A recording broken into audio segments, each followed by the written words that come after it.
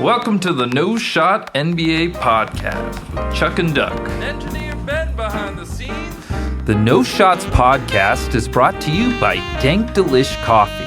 The best beans in the galaxy are the only way to start your morning. Go to dankdelish.com and order some. You won't regret it. You can listen, like, and subscribe to the No Shots podcast on Spotify and YouTube.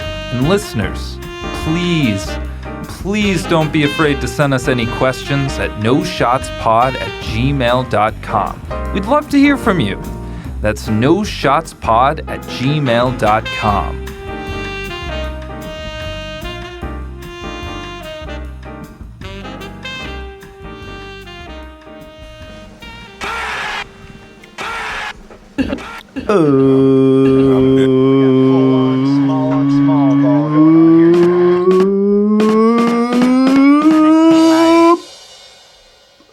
Welcome back to the No Shots podcast. I'm your host, Duckaroony. We got Chuckaroony over there, and we got Buckaroony over there. Hi. Sup. We got a bevy of topics today, listeners. A virtual behemoth. Lots to discuss. We're back. We're in a new studio. Crack open a cold one, ladies and Crack gentlemen. open This is a going cold to take one. a while.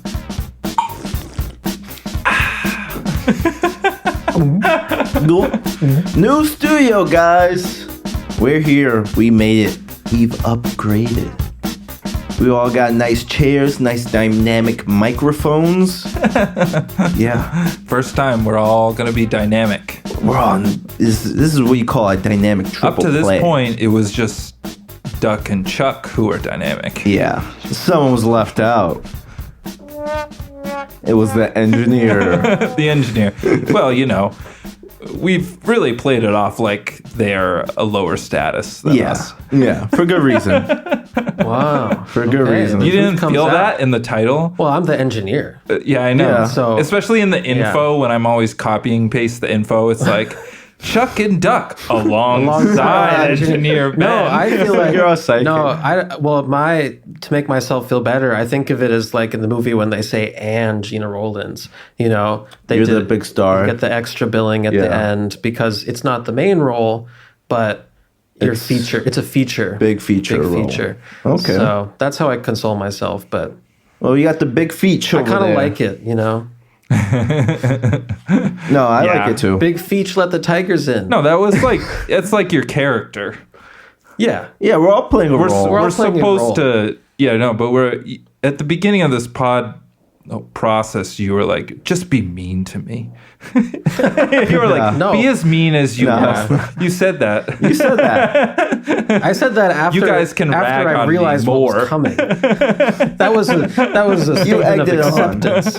You egged Because it I on for realized sure. sometimes you can't fight the tide. You just got to go with it. You gotta roll with the tide. Speaking of character, we're all in a room that we've barely ever been in before. New studio. Especially Yeah. Muck and Duck. New studio, new us. Muck and Duck? Yeah, me. Yeah. Yeah. Well, I haven't spent much time in here either, really. That's what I'm saying. You were just keeping it Yeah. warm for us. This is. I can our see your cold guys' butts. faces now. This is. Yeah, this is really fun. we are. Yeah. We're in like a little triangle. It's Yeah. kind of nice. Yeah. I had Danny against that wall earlier. I was like, Right. he's so far away. Yeah. Even at this stage, you're pretty Yeah, far away. I'm a little further from you guys, but it's good. I like the distance. Stay over there, guys. Yeah, he needs space. I need my Your space. space. This is like Chuck designed this room without any clocks or windows, so it's like a casino. Yeah. You never know what time it is. Exactly. We're just gonna be here gonna be all here all day. day, You all know, night. big news. I think I am gonna get a clock For this room? for this room. Sounds Could like be it's clock interesting. o'clock. Yeah, but Cut that. yeah, joke out. and then we're this is probably the messiest setup it'll be because I didn't know what really to do. And do. There's just wires. Yeah, you can see Still clean. you're in the final Still pretty stages clean of moving setup in, but to me. Yeah. it You still know? has that fresh feel. You got some boards, 2x4s over Yeah, there. well, I'm gonna build some panels, acoustic panels, so that you can kind of hear it Yeah. on audio here. This Right. is real interesting for the listener to listen to. Super too. interesting. It's transitional Really can't phase see. for us. Yeah. So once the panels are up, I think we'll sound a little less, I like the you finally got a hot pipe. Yeah. That's real old style. Oh yeah, don't No, touch it. Don't I touch know, it. it's Careful. scorching. It'll scorch Yeah. you. Should I not Scorch have you. those lights in there? I actually don't know. I'm used to seeing them like surrounded with insulation foam. Yeah. So like That doesn't have insulation foam. personally, I wouldn't put those lights on there. Probably not. You're probably good for the It's summer. probably fine. And yeah, it's just summer now, so it's not going to come on. We'll see. But maybe in Yeah. the Okay. winter, I would think about it. Yeah. It could Alrighty. be fine though. I don't Well, know. Starts a fire. Starts a fire. yeah, it's Who a cares? brand new room. We got a new studio. Yeah. Another new studio. just move right on I'll tell down Katie I need to move into that room. The studio's What? going to be there. This will be the burnt room. This will be the burnt room, the crisp room. We just Yeah. see crisp in here. All right, let's see what we got to discuss. There's lots to discuss, guys. We're in a new studio, right? That's one. We already got that out of the way. Who are we? Boom. We're the No Shots podcast. And check this out. We got trades galore. KD got traded again. No shot. Bane finally left the darkness. Yep. And some folks are shipping out of Boston. Of course. Of course. It's a Boston Tea Party, is what it is. Exactly. We're shipping. We're throwing them off We're throwing the them in ship. the harbor. Exactly. Forget about it. What else we got here? Listeners, Also, what are the Pelicans doing? How about that? what are they doing? I'm so curious. We're going to I'm so discuss curious this. about that, actually. But listeners, we have a new winner to crown. The finals are over, and we have our expert analysis on every single play that happened in the NBA finals. In every second. Every second. We're going to be taking through Every all the situation. games and all the in-between games. We analyzed every single player and coach interview. Exactly. And we're we'll gonna do a discuss. complete We'll have our breakdown. takes.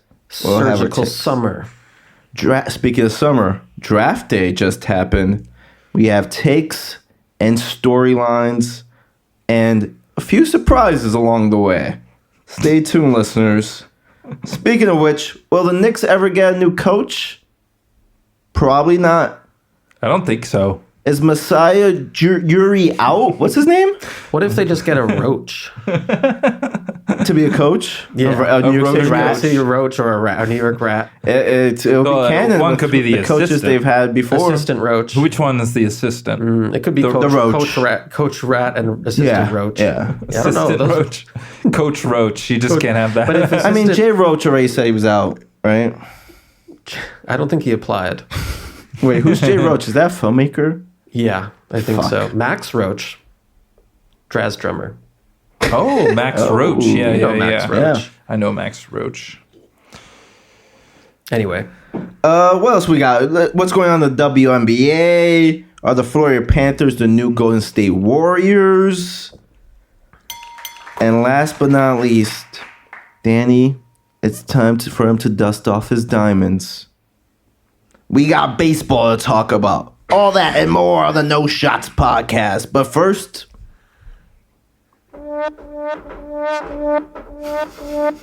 how you guys doing? Good. You know, Good. it's been. It's been quite the move. I know. I feel like every day is just building things and putting things at different spots. Different and like being like, projects. which box should this go in? Yeah, Yeah, I get it. exactly. But you know, I think it's starting to settle in, so that's good. Mm-hmm. So I'm doing well. Okay, I'm glad you're doing well. I'm glad it was a Yep. Uh-huh. long but seamless move process. Yeah, and just this is just a notification. I just want to notify everyone in this room. Put them on notice. Yeah. I am like 5/6 of the way through Goodfellas. Whoa. Almost to the end. Wow. Getting I'm there almost to the slowly end. but surely. De Niro is going, spoilers, De Niro, starting to go a little crazy. That's when I had to go to bed last night. When does he not go nuts? You tell me. Yeah, that classic De Niro is Bobby coming out. De Niro. Yeah, Crazy. I love it. Yeah. Honestly, though, I'll save my takes for the end, but I didn't expect the narration to continue. Man. It just kept going and then It changing does voices. slim down near the end, though, Yeah. doesn't it? A little bit? No, I guess he kind of does it the whole time. and not just him, but also his... Yeah, she gets a narration. Dr. Melfi. Dr. Melfi, yeah. Lorraine Bracco. Yeah. Shout out LeBron Brocco. So... I don't know. I feel like there was another voice, too, that had a little voiceover section, too. There might have that's been. It's a lot of voice. Like, I've honestly never had that much voiceover in a... But you love voiceover. No, I don't. Only in film. Stand By Me, basically. That's a good one. That's a good Anyways, voiceover. we'll table that. Okay. I'm down table. Let's shift over to this guy, What you got going on, Ben? Mr. Mesopotamia over here. I'm going to Mesopotamia, as mentioned. Gonna dig up Mesopotamia, some. Ben. All right, let's just say the real country. Okay, sorry, Did we it's already not- talk about this too? Yeah, We did, but I am going in like 3 days. So, This is the last pod. last pod for Ever. a little. It's only gone for a month, New guys. studio. We and don't we're know. Done. You could zoom me in. We'll see. Yeah, just What are you hoping to find out there? I'm not fine. Well, I'm not really hoping to find anything. I'm just going to learn techniques, Are you hoping to find yourself? perhaps. There you go. Anyways. That's beautiful. Give us a clap. That's beautiful. There you go. Thank you. You're welcome. But new adventure in life. Wow. Nothing crazy. It's a new side Also- quest for you. Yeah, Fun it's a little new side quest. but Maybe it I could could be a turn it main into quest. the main Might quest. be a main quest. Wow. And You quit the never know. pod? Yeah. Yeah, my full-time job. I would really episode 2, hate to Ben's- abandon you guys. Ben's been threatening to quit this pod. I know. It's every so week. Have you. So have you. You Yeah. quit the pod every single time. I always come back. No, I'm excited for that. What else you got going Really on? just looking forward to getting out of the city, Yeah. Sure. Missing another 4th of July. Why do I want Like clockwork. Hey, all right. You know what I am excited about? What? Our mayoral primary. Yeah, was what I that's was so gonna true. Go for it. Go Zohran. I mean, I don't know. Go what you guys- Zohran. Right? Zoran. I thought I was talking about him to my mom because my parents don't vote in the city anymore. Okay. So they're like, we're not even really following the race. And I was like, oh, it's interesting because I got so invested. You got really invested. And I'd never been invested. I in did the too. I mayor. was like, I'm I was voting. pretty invested too. I had so Yeah. much shit going on, and I still went and You made voted. the effort. I had to go across town. I had to, go to the Upper West Side to vote. But I'd never I'd never felt that engaged in a city election, and I'd never seen the city so engaged. Yeah. There were people, my block 96. Well, sorry, I'm not going to dox anybody. Wow. Yeah. Cut that out. Cut it. Cut that You can go out. beep. But people on the corner, people by the voting poll station, Yeah. like not just mayor candidates, but comptroller, attorney general. Sean Abreu apparently is like a city council member. Do you remember this guy? I just No. see his Bobby tweets Abreu's brother? a lot. Yes. But Sorry. this lady was out there with a sign saying, "Hey, are you going to vote for Sean?" I'm his mom, by the way. Oh, okay. Oh, nice to meet if your mom's out here, she seems nice. So Yeah. how could I say no? Although I don't.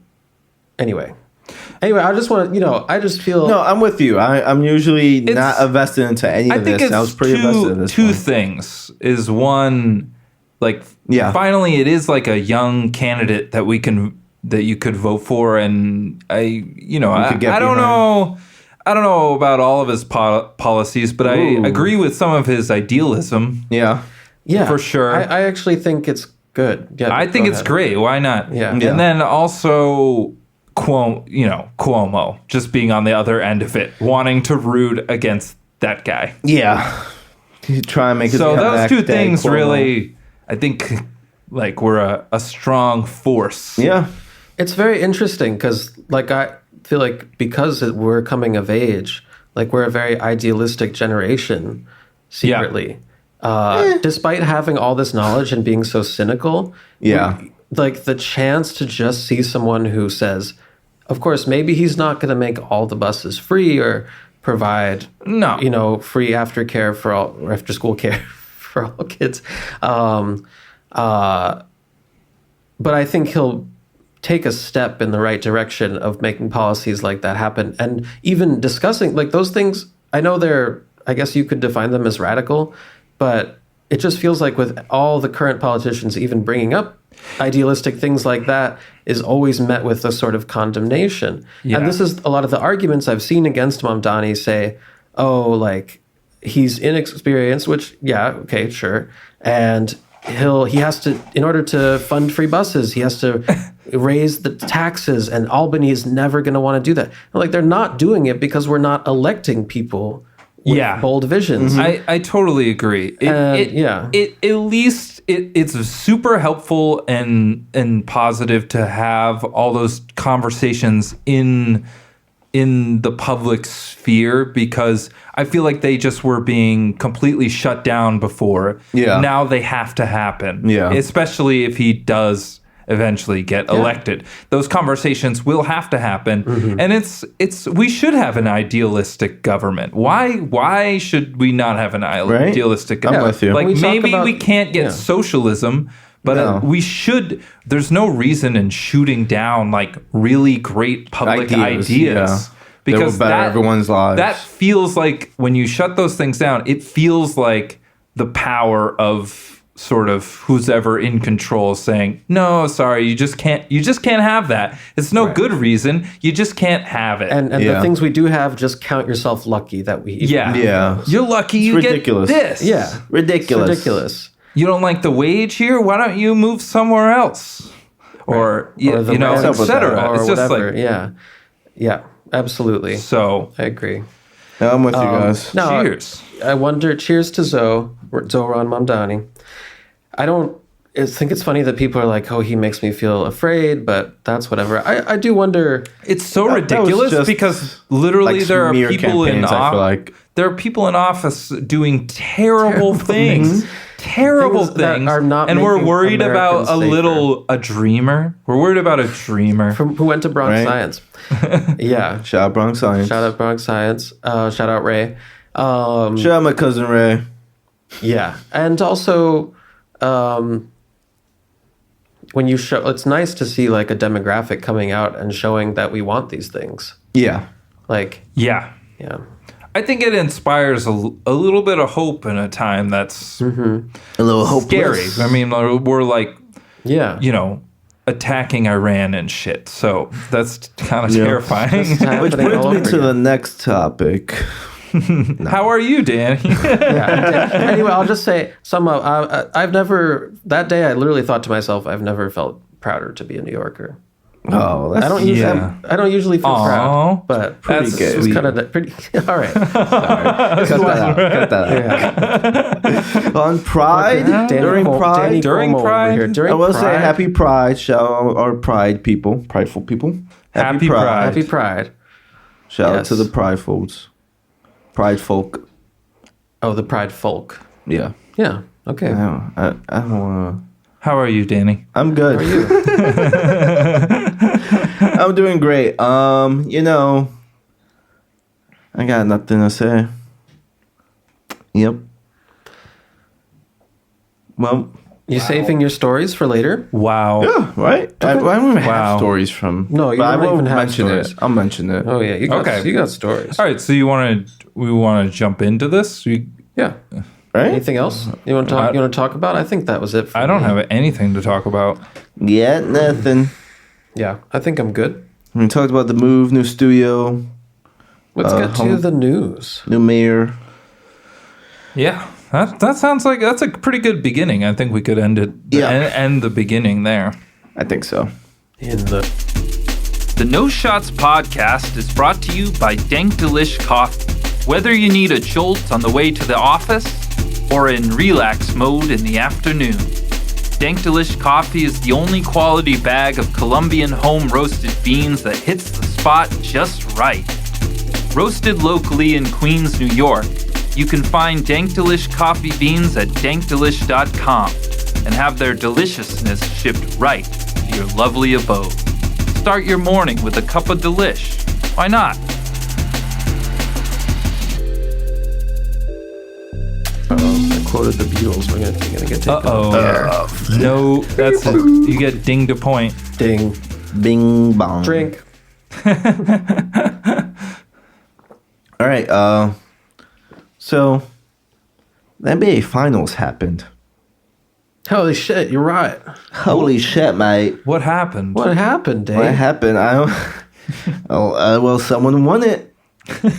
Someone won the finals. Who won the finals? Someone who was very doubted Thunder. on this pod by a specific person. Was it me?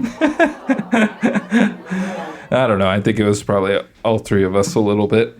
What, the Thunder? Everyone Yeah. at a certain point felt doubt. Oh yeah, that is true. That's We true. all feel I felt doubt. doubt at multiple points Yeah. in their run. Did you feel doubt? Well, maybe we'll start here. Did you feel any doubt at all going into Game 7? Absolutely. Yeah, Definitely. I did. I was like, yeah, kinda. I felt, And I was all doubt. excited. Yeah, I was rooting for how could you not root for the Pacers? Oh my God, It's yeah. really hard not to. Just a shocking run. Yeah, I felt like not quite a coin toss. Like maybe like I was like 60-40 OKC.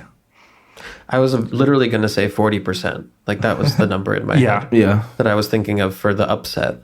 Yeah. I mean, OKC definitely on paper had that mind-blowing season and everything pointed in their favor, but it's hard to imagine a team going all the way when they've never done it before, even though it's happened for the past 7 years. But and the Pacers hadn't.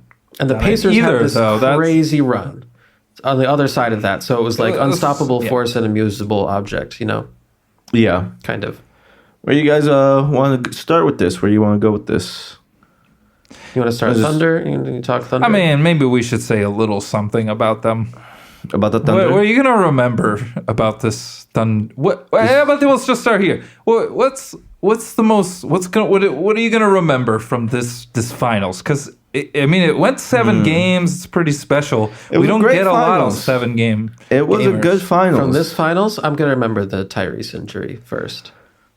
Is that the most memorable moment If you're of the asking me- season? I kind of think it is. I don't know. Kind of, but I just can't remember like one single OKC play. That's No. kind of funny. I remember like a big Jalen Williams 3, Yeah. a big Chet dunk yeah. here and there. But I just feel like a lot of it was all I feel like when they would start running away with games, it was just like, oh, someone turned the ball over and Turnovers. they're headed the other way. Yeah. It's either for, semi-transition or a layup, right? yeah. And I feel like it speaks to their cohesiveness as a team, especially on defense. I guess Yeah. like Both the sides. last 5 minutes of game 4, that kind of won them the whole thing. Yeah, it really did. For real. Yeah, that's a good point. And they were down 4. Yeah. And Shea made a couple shots. They got That was the game where he kind of hit the dagger 3 Yeah. at the Yeah. end. That would be up there for sure. so I don't really remember particular plays from that, but I remember I was sitting on the couch and being like, "Oh, this is gut This check is a time." championship So you're gonna effort. win. Whoever wins these said. 5 minutes, that's that's the kind This of is the 5 minutes a series, yeah. champion wins. Yeah. yeah. And if they hadn't won What that, it would have been 3-1 Pacers. Yeah, they would have lost. Yeah. And they would have Most lost. likely. Most likely. And then we had, I don't know when, we talked after game 1 and game 2, right? Yeah. I think. I think And then so. you did a solo game 3, which is ridiculous, by the way. What? You did a solo game 3 recap. Oh, I did, yeah, at the beginning. Well, it just happened. Yeah, so I this is was a like, collaborative pod, John. Yeah, it's completely forgot all you about gotta us. no. It's gotta be up to date. Sure. I understand both of your positions. It's 5 minutes. It wasn't like Sure. 20 minutes. That would Yeah. be something else. 5 minutes, but 5 with 3 minutes. people would have been 20 minutes. It would have been, but the point is that it's quick. And then we get to us. I don't know. I might engineer it out next time. You can't. 'Cause you're not even the real engineer. Whoa, cut that out. Who's the man behind the green curtain? Who is that? Who is that? Secrets getting revealed on episode 27. You know, Willy Wonka never wanted to know if you could trust him. Which was game 5? Game 5 was an OKC win. Yeah, like Kinda they won by like dominated. 20. Yeah. That was the 40-point Jalen Williams That was the game. Jalen Williams game. Yeah, and Which is you need the- a game like that from J-Dub. Oh, absolutely. Yeah, that's the kind of game. That's like the Chris Middleton sort of game that I've been. I feel like Siakam. I've wanted to see. Yeah, to see all. You know, Yeah, I said that. would at the beginning of that the series. happen? I don't know. Like that because Yeah. again, everyone else played horrible, kind of not great in that game. Yeah. So if he doesn't do that, then they might lose that game. Yeah. But Well, also, I think the memorability depends on what happens in the next few years for the Thunder. Like if Jalen That's a big Williams, po- if that's a Jalen great Williams point. becomes a guy, like if he becomes the next Klay Thompson or whatever, which I'm not saying he will. So then we're going to be talking about, oh, he's going to have one of those Jalen Williams games, Yeah. you know? yeah, True. Because this was the first True. like real one Yeah. that he had. it But, was. I don't know. When you think about 2019, what do you think? What's most memorable from those finals? The Raptors and the Warriors. Oh, The injuries. The injuries the injuries. Yeah. Yeah. to two of the most famous players on the court. But like, Yeah. Kawhi was right there. That was but brutal. I don't remember a Kawhi play. I remember Siakam's 30-point game. No, yeah, Kawhi. Yeah, it was kind of like the Yeah, run. but from that year, you remember Remember the the run. Kawhi shot. That was the biggest, Yeah. for Yeah. sure, thing that year. Yeah, that's true. That's one of the biggest shots. I would say it's that, then the KD injury. yeah. It was 1-2. Yeah, it's fair. And the funny thing is, all the other most memorable moments of this playoffs came from Tyrese Halliburton too, Yeah. and Aaron Gordon, and maybe Brunson, but Yeah. pretty Yeah. much Halliburton's probably got that locked up. Yep. I mean, Yeah, he's got it you gotta one in give some every round. Credit to Shea. Oh, I'll He give had all some the- big Oh, yeah. all the moments. credit in the I world mean, to Shea. it was clear who Big the moment. best guy is No on this question. Of court. course. Like, it wasn't even close. And Yeah, and I think he deserved Finals MVP and MVP and all that. I think so, yeah. too. Yeah. so. I don't want to take anything away from him, But that's how this works. It's theater. So like when stuff happens that's out of the ordinary, it that shit is going to stick with you. sticks with us, yeah. You know, Shea is doing things that are obviously extraordinary, but Mm-hmm. they're things that we come to expect. Yeah. Yeah. He was, pretty excellent here. I mean, 30, what is it? Yeah. 30 points a game He was here. just consistent. I mean, more just the run, especially like against Minnesota. Oh, he just dominated Minnesota. It was impressive. Yeah. Yeah. They just didn't have much answers for him. I mean, that's kind of, it feels like that's kind of who he is. Like, it's not always Yeah. like the most flashy, The most beautiful memorable thing, but it Steph feels Curry like bang moments. you know, but he shoots a lot of like when the Thunder are up like 10 or 11, he shoots a lot of daggers. yeah, and he misses. tries. he He'll miss misses a them. lot of He'll- daggers. He'll try to get his dagger and kind of shoot the other team back in it. a little bit, That's and happened then a few times and then this it's like, finals. okay, let's sort this And out. then eventually he might get that dagger. Yeah, Yeah, I mean, 30.3 is points, 4 rebounds, about 5.5 assists, 1.9 steals, Yep. a block and a half. In the It was last pretty game, good. he had like 12 assists, right? That was his like Yeah. career high, I think. Yeah. Yeah. Which is funny because that's like how Tatum ended last year's finals Yeah. was Oh, that's as a interesting. huge distribution game. Yeah. Yeah. All right. But that was the kind of they plan, and those role players hit the shots. They were hitting shots. I mean, they had a game or two where none of them stepped up. It looked rocky at times. Yeah, but they were hitting the shots for the most part. They were. Casey Wallace, Dort. Who else? I'm forgetting. Joe. Dort was like on fire for the first He was 5 ridiculous. games. Yeah, he he was killing couldn't it. miss. Yeah. I kind of feel like Chad SGA had beat big- the foul merchant allegations a little bit. Also, Like It's weird because it's I don't know. It's not like he would do that push off I think and never get called for it. I think it's utterly okay. Just to say one thing, I don't think that say your stake. it's the fact that he does a full extension push off all the time and never gets called for True. it. And other guys go flying and they usually like if a guy pushes off that much, usually you get like at least not going to call it all the time, but can you call him once? He didn't. Yeah. Like there were times to Nemhard, he would just boom. And I get it, it's physical. I don't want to see it called all the time. No. But can you just if they just called it one time, I feel like I would feel like more sane. Yeah. Like a sane basketball watcher. Like you're watching this happen. Because it feels like other guys get totally whacked and he just gets it's the rules too. Like he just gets like a little bump and he goes, he just like limp. starts crumpling. He goes limp. It's And really it's like it just to me, sometimes I'm like, this is weak sauce. Like it's not even Brunson. Like it's like Brunson's like a more tricky. Yeah, like tricky. He's not tricky. He just goes limp. Yeah. And he's he like exaggerator. An exaggerator. It's kind of weird. It's interesting. It's worked for him. I will say. I mean, there's a lot of guys in the league who are foul merchants, right? And for the most part, it's a good strategy. Here's my general take on it.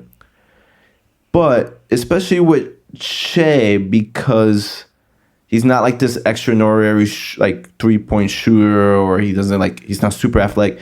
It could be a little bland from him at times compared to like a Brunson or Embiid who have these deep bags, or whoever else you want to call foul munching. But however, Shea's just the last couple years has led the lead in drives. So it also just makes sense he's getting all these bumps. He's just driving on every play. It's not like the amount of free throws. Yeah. Because I do think sometimes, he deserves it. He's going hard to the rack. And he's getting the calls. Which other people do. It's the hook one. Hooks, yeah. And then he runs into someone and just falls over. Yeah. And it doesn't, compared to the other contact that's happening, it just feels like a weak call. I don't know how else to describe it. It feels wrong. It's not. I don't think he's doing the wrong thing because it's working. Obviously, if it works. But it's not enjoyable. And I think you saw less of it because I think Nemhard is just good at guarding. Yeah. Which I liked. Loved that storyline, by the way, of them growing up together. Yeah. Come on. That's fun. You meet and your he friend did, in the even finals. though I felt like he played him really well. Shea just still found the cracks. Good games and he's calls. totally, utterly unstoppable. It's it's just, I don't know what you do with him.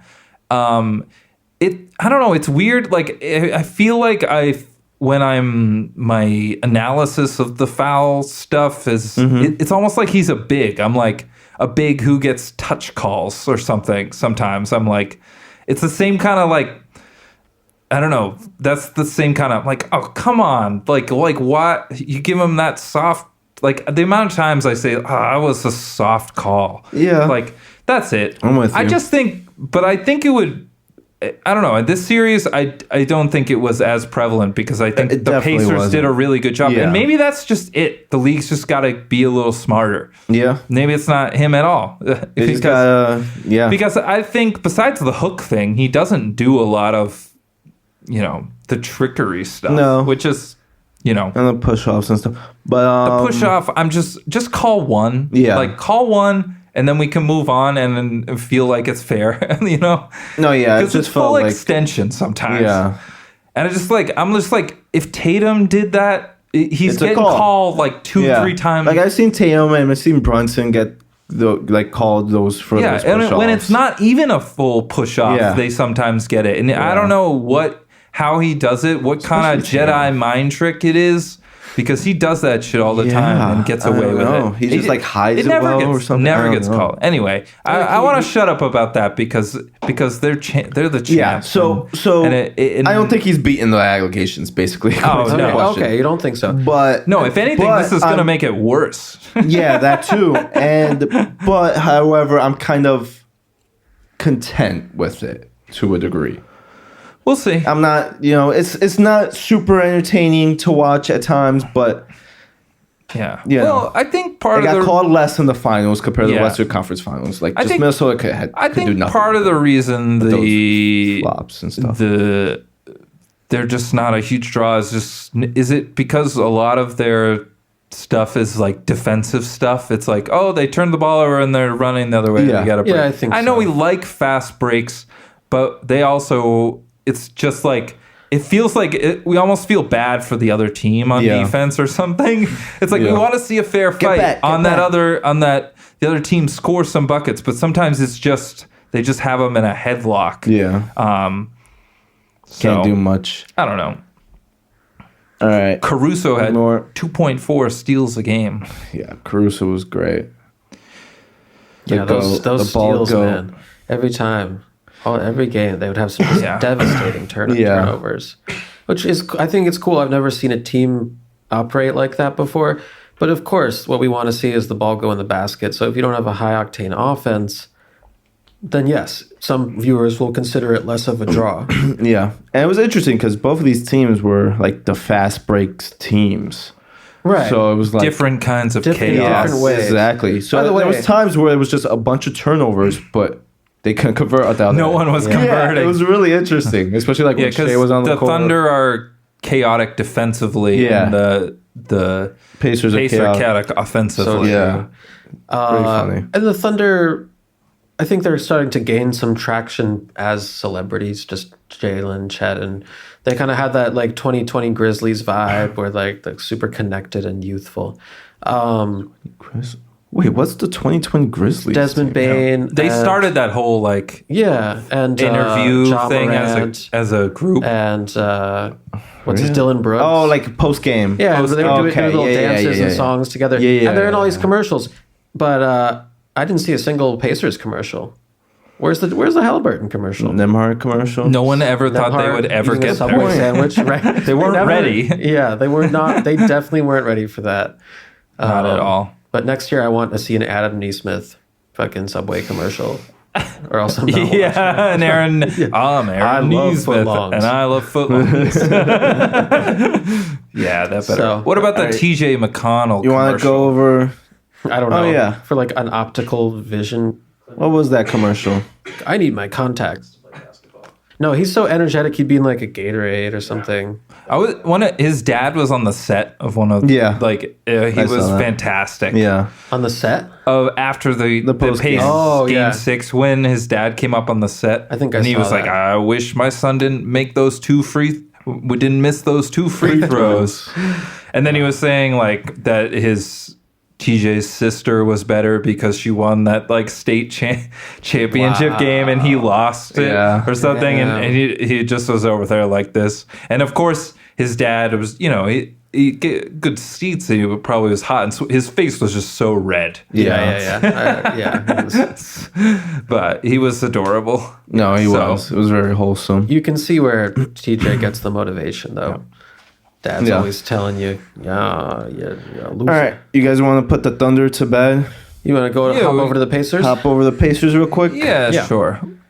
Congrats, OKC. Celebrate for now. Wait, we got one more OKC question. Oh, what's the one? You think this is primed to be a back-to-back? That's the question. Because basically the same team's coming back. And yeah, it is. I don't know. And they have all the draft picks still in the world. Who's doing something to come be out. better. I don't know. I'm looking for a major move from like Denver, Minnesota, but I really doubt Denver. it doesn't feel like they're going to Denver have to GM do is it. out there talking about, well, if worst comes to worst, we might have to get rid of Nikola Jokic. He said that. Well, he said he doesn't want to think about it. Yeah. But I was like, don't But even why are mention you it in bringing it up public at then, all? if you don't want to think about that. He's thinking about it. Anyways, So, okay, then if Jokic goes they're the somewhere- favorites. They're the favorites for now. They have to be. Yeah. They're the favorites They took for him now. to 7. That being said, I'm expecting a little bit of championship fatigue. Championship-itis? Yeah, I am expecting that. Because they're young pups still. They're young pups. The West is just tough. It is. a lot going on out Injury. there. They're pretty injury. They were the most healthiest team this year. Very lucky. Healthiest team Yeah. always wins. Adam Silver. Exactly. Explain that, Mr. Silver. Less games. So yeah, I'm looking at it still kind of open next year, but they're obviously clear-cut favorites. Yeah. To me. This is how we felt after the Celtics, Nuggets, etc. the last few years. Yeah. Maybe not Yeah. the Warriors, but True. for now, I would agree they're the favorites. I don't see anyone else in the field, especially with no Tatum, no Halliburton. Like, those are big empty It has spots. It might have to be someone out of the West that The gets Nuggets, them. Knocks them probably. I The New hope Look Suns. T-Wolves. No. We'll get to the fuck rest of outta the here. West. for Bradley. Get the fuck outta here. What about the Rockets? Let's get to the rest of the West All right, we'll later, save that guys. later. Okay. Let's move over to the Pacers. Okay.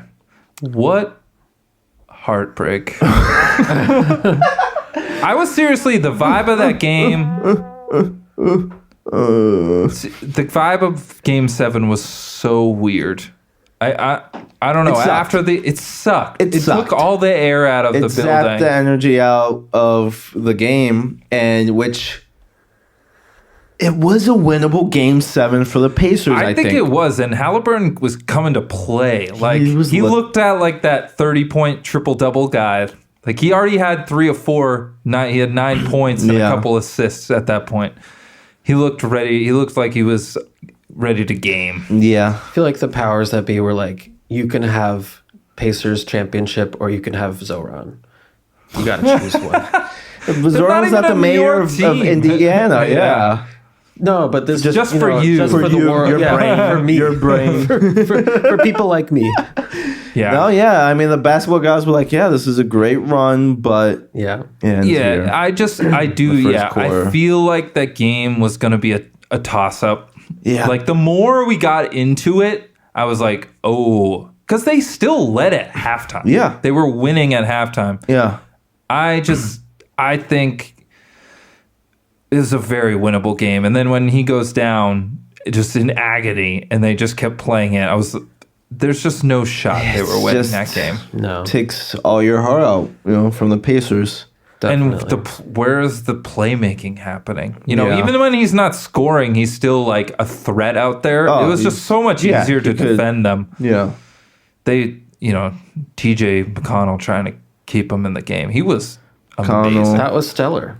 no, that was Amazing. awesome. That's what you need if you want any chance Or of the winning team. that game. Yeah, Yeah, It just they needed wasn't more. happening. They needed No, they like needed the more. 40-point Siakam Well, he was Yeah. like the only person to score for like 10 minutes or Yeah. something. Yeah. for like half of that third quarter. That's too End of that much. third quarter. Yeah, it was too much. TJ LeBronal.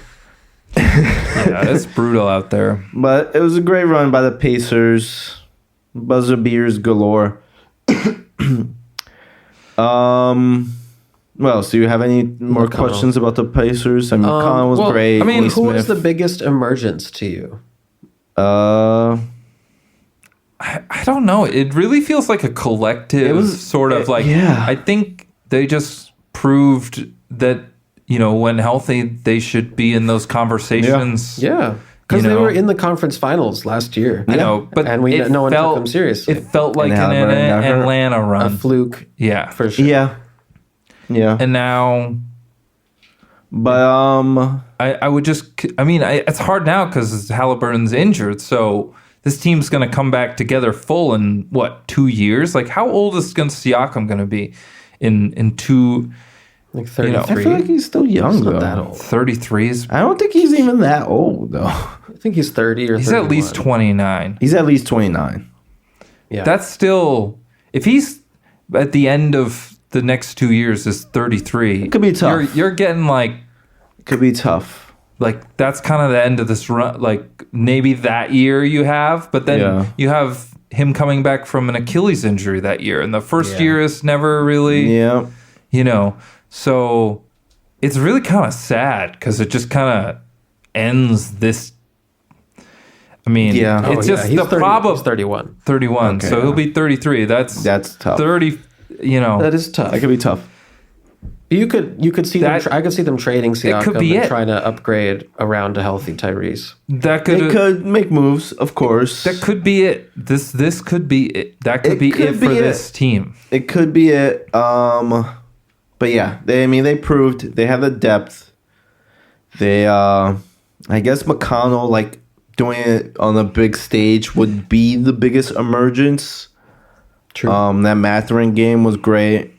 Neesmith had a bunch of big games during this run. I think the biggest, the proof of concept. This just works. I think McConnell is amazing too because I just never expected that guy could play that well on that stage ever. Yeah. He's just so small. Like I figured it'd just be such a liability. You could never have him out there. And he was never like he was always spunky, but like the kind of scoring and shots that he could hit. In this, they had that was not real 3-point shooter. They had legit trouble guarding him sometimes. Oh, he was like Caruso was almost even Caruso, too big for him. Like you needed like a small like I don't know. Yeah, he cooked Caruso a couple times. Yeah, he cooked and Cason Wallace too. He cooked a couple of their best defenders. It was great stuff. I think proof of concept. Something that this kind of works. The trick is now. Just your best players figuring out what's gonna happen next. So what do you do next year? Because in 2 years, 2 years is like an eternity. Yeah, in the NBA, so much changes. Yeah, so this could have been it. It could be. I mean, a healthy Halliburton, and you could pair him with someone else. There's possibility there. Absolutely. But it just might be a different formation of the squad, who knows, It's true. Yeah. It's going to be a long 18 months. Yeah. Hanging free agency. Yeah. We got to bring him back, though. Yeah. I don't know. This was the best finals since what? Great question. This went 7. I thought it was a very entertaining finals. Yeah, probably since the Celtics Warriors. But that went 6, right? Went 6. I'm out. That one was competitive. This is the best final since the 3-1 comeback. Since then? Oh, that? Yeah. I'm going further. Okay. Because this was better. Way Warriors. Better. Oh yeah, it was better. Yeah, this is better than that. Than any of those other previous finals. That's true. I guess that's it's the not way phrase close to the 3-1 comeback. That's one of the best finals. Ever. Yeah, I can't get past that one. But this might be 2 behind that in the last decade or so. I guess Suns Bucks was kind of entertaining. That was a really good final. It was a good one. I'll put that above Celtics Warriors. It went 6. Some of those games were really good. Those games were really close. Games were great. Giannis being defensive beast. Oh, yeah. I thought that was an awesome final. That was honestly, I think I might be. I sometimes forget about it for some reason, but it was really probably about as entertaining as this one. That's because all you remember from that season is the foot on the line. That I remember Giannis's big block like a huge dunk and then a double, like he spun twice and blocked like an Ayton shot. Yeah, he guarded the oop and Drew Holiday alley oop, the steal and the oop, like steal and the oop. Those games were tight. Like they always came. So they had a moment fun matchup too. Yeah. And I just remember the Suns dominating. Like they dropped one game and then like had like a 12-game streak. Sorry, did I say Clippers? I said Suns. You said Suns. Oh, I said Suns. Throw the Clippers in there for some reason. Why did that happen? What was that? It was the conference finals. Yeah. And the Clippers nearly won the first game, and then they got a last-second alley-oop to Ayton. Oh, yeah, that was crazy, and then that was like the Clippers are they had some crazy games. That won 7-2 that Western Conference Finals, right? Yeah. Clippers Suns? I think so. Maybe, but there was 6. someone got There was injured. no Kawhi. There was no Kawhi. But Paul George It was 6. I don't think it went 7. No, it was the series before that went 7 where the Clippers came back on the Jazz. Yeah. Yeah. Without Kawhi. That was 2-0. Paul George's crowning moment. And Terrence Mann. Terrence Mann had a 40 I'm point. finally playoff P. Playoff and then P is back. proceeded to In just LA. fall off the face of the earth. Thanks a lot, guys. Yeah, the Clippers came back down 2-0 twice in that series, that run. Who from this playoffs is the biggest? What was the biggest? Collapse. Biggest collapse Get the word I was looking for. in the entire playoffs for like a team effort or for a player? The biggest, implosion. I mean, that Knicks game 1. I think it's the Celtics. That's the biggest games. I was implosion. thinking, Yeah, Celtics for sure because it was like 2 games. In a 2 row. games in a row. They had the leads in both of the games. that was crazy. It clearly something just felt a little broken or something because they just fell apart. So it wasn't like, when you're getting up by 15 to 20 points in every single game except for one, you should win the series. Freaking series, yeah. That's true. And how highly they were favored, I think it's got to be the Celtics. Yeah, I'm with you. Yeah. And then the Tatum injury just carries it over next year. Right. That's why you kind of and think the Cavs, because they were injured too, though. The Cavs. Okay, how about kind of? What if you phrase it like this? Like which team is the biggest loser of the playoffs? Not necessarily. Yeah. The biggest loser of the playoffs. Is it the Celtics? Celtics. I think Cavs follows But them the Cavs can still be like, hey. We had a little injury. We just got Lonzo Ball. We'll make a little tweak. We were so good. We can run it back. They can run it back. They can unlike run it back, the Celtics, potentially. Yeah, we'll talk about their roster soon. I think it has to be the Celtics. Yeah. Biggest loser of the... Yeah. I mean, there's a lot of losers these finals, but... I mean, this playoffs, but... Yeah, Celtics... It's just a big blow. One of the biggest blows. Clippers. Clippers? I don't know if they'll ever be there again. They weren't even top. They're the biggest 4. loser of their decade. every year. Their existence. Or no, because Philly is giving them a real run for their money. Those 2 teams are the 2 biggest losers. Philly wasn't even there. All right. Any more thoughts on the postseason or the finals? No, I guess with the Halliburton injury, it's the last question. It's not really Pacers oriented, but what is this? I guess we'll get to it. We'll get to it maybe in this next second. We're doing trades next, right? Yeah. Okay, we'll get to it then. Let's get to it then. Yeah. Talk about the East. We gotta talk about that. Got it. Okay. So congrats. Congrats Pacers. to the Pacers for this legendary run. Unforgettable. Ended in heartbreak. And, prayers for Hali. Yeah, brutal. Oh my God. just begging while I'm saying a somber thing. I know. Should never put this keyboard in front of them. All right. Let's move on to the off-season. We'll be right back after this short break. Please stay on the line.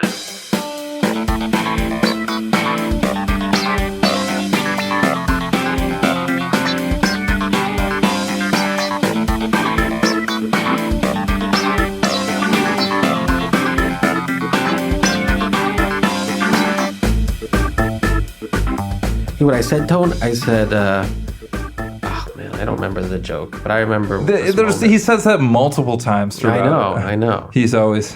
He said they should have rigatonied us. Yeah. Or something. Well, he tells the joke and then he says, "See what I said." What I said. I know. But what was the joke that Paulie actually said? I don't know. He does that multiple times. Yeah. He does do that multiple times. Okay. Well, how are we transitioning here? We're going to trades. All right. Lots of trades happens. A few during the finals. Which one you guys want to start with? You want to go back in time? Because the first one was the Desmond Bane trade, right? You want to start there? Sure. What do you think? Sure. Let's say the trade here first. Okay, what's the trade? The Magic get Desmond Bane. And the Bulldogs. Grizzlies get Cole Anthony, Yeah. Casey. Contavious Caldwell-Pope, Yang Hansen, which they traded to the Blazers there. 3 first-round picks, unprotected in 2026, 28, and 2030, and a 2029 first-round pick swap. And the 2026 pick is from Phoenix. Okay, thank you. Interesting. Okay. And they traded, and for that they traded Yang Hansen, that 16th pick, a 28 first from Orlando, and 2 second-rounders for Cedric Coward at 11. It's a trade. Just because that's intertwined. I know, we'll get to that later. But So basically, four picks in a swap. Yeah. 5 picks. It's quite a haul it's a lot. It's a lot. for Sir Desmond Bane. I like it. I like it too. I think he's a perfect fit. The guy's a great shooter. However you want to put it, and that's their biggest need. And he One has of the worst shooting teams last year. Yeah, and he has a little bit of playmaking at times. Yeah. Like he averaged, I think, more than 5 assists. So Yeah. he can do a little bit of that. We saw him really, like, when Ja was out, just be the number one option, score consistently, run the offense through him a little bit here and there. Brought the ball up court at times. Yeah. And the truth is, he just needs to be a connective piece and add a little bit because, they have 2 sort of point forwards. Yeah, they do. Going. With the, this is what I was bringing up in the last segment with how the East looks right now with no Tatum and no Halliburton. Wide open. Kind of knocks out those 2 teams. So, they should look at themselves and be like, they had a bunch of injuries this past year even. They should look at themselves and be like, why not Why us? not? Yeah. Why not? And they did, yeah. And they did. Even before the Halliburton trade injury, they pulled his trade off. Mm-hmm. And, I like it. I like it a lot. On the Memphis side, any more takes on Orlando? Yeah, I agree. I think they could make some serious noise in the East last year. Especially with the Tatum gone.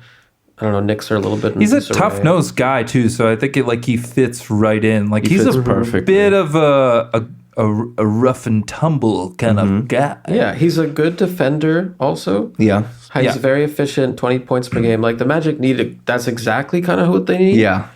Right? An efficient guy who doesn't need the ball in his hand, right? But can have the ball in his hand if one of those other guys go down. So, and Cole Anthony was a point guard, right?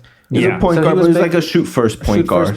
So who do they have and now? And very small. They have Suggs. Yeah. Suggs was like a defensive playmaking guy. Suggs and Bane is an awesome backcourt. That's a fun combo. Awesome. Yeah. It's awesome. They got Suggs, great. They got Suggs, Bane, Franz, Paulo, and probably Wendell Carter. Or they have like 3. They have Go-Go, and they also have Wagner. Oh, the other Wagner. He's usually a bench big. But those guys are probably gonna be. Yeah, two of those guys will work out. Exactly. I like it. It's a nice deep team. So. And they got Black off the bench and whatever other young prospects they try to fit in. They're just a Sam Hauser away. Yeah. Seriously, if they could get one guy or like a one wing off the Duncan bench. Robinson's too expensive for them. But if they could get a guy, some white guy out there, a resident spot white shooter. Boy. Yeah, I think that would be a perfect move. I'd really like that.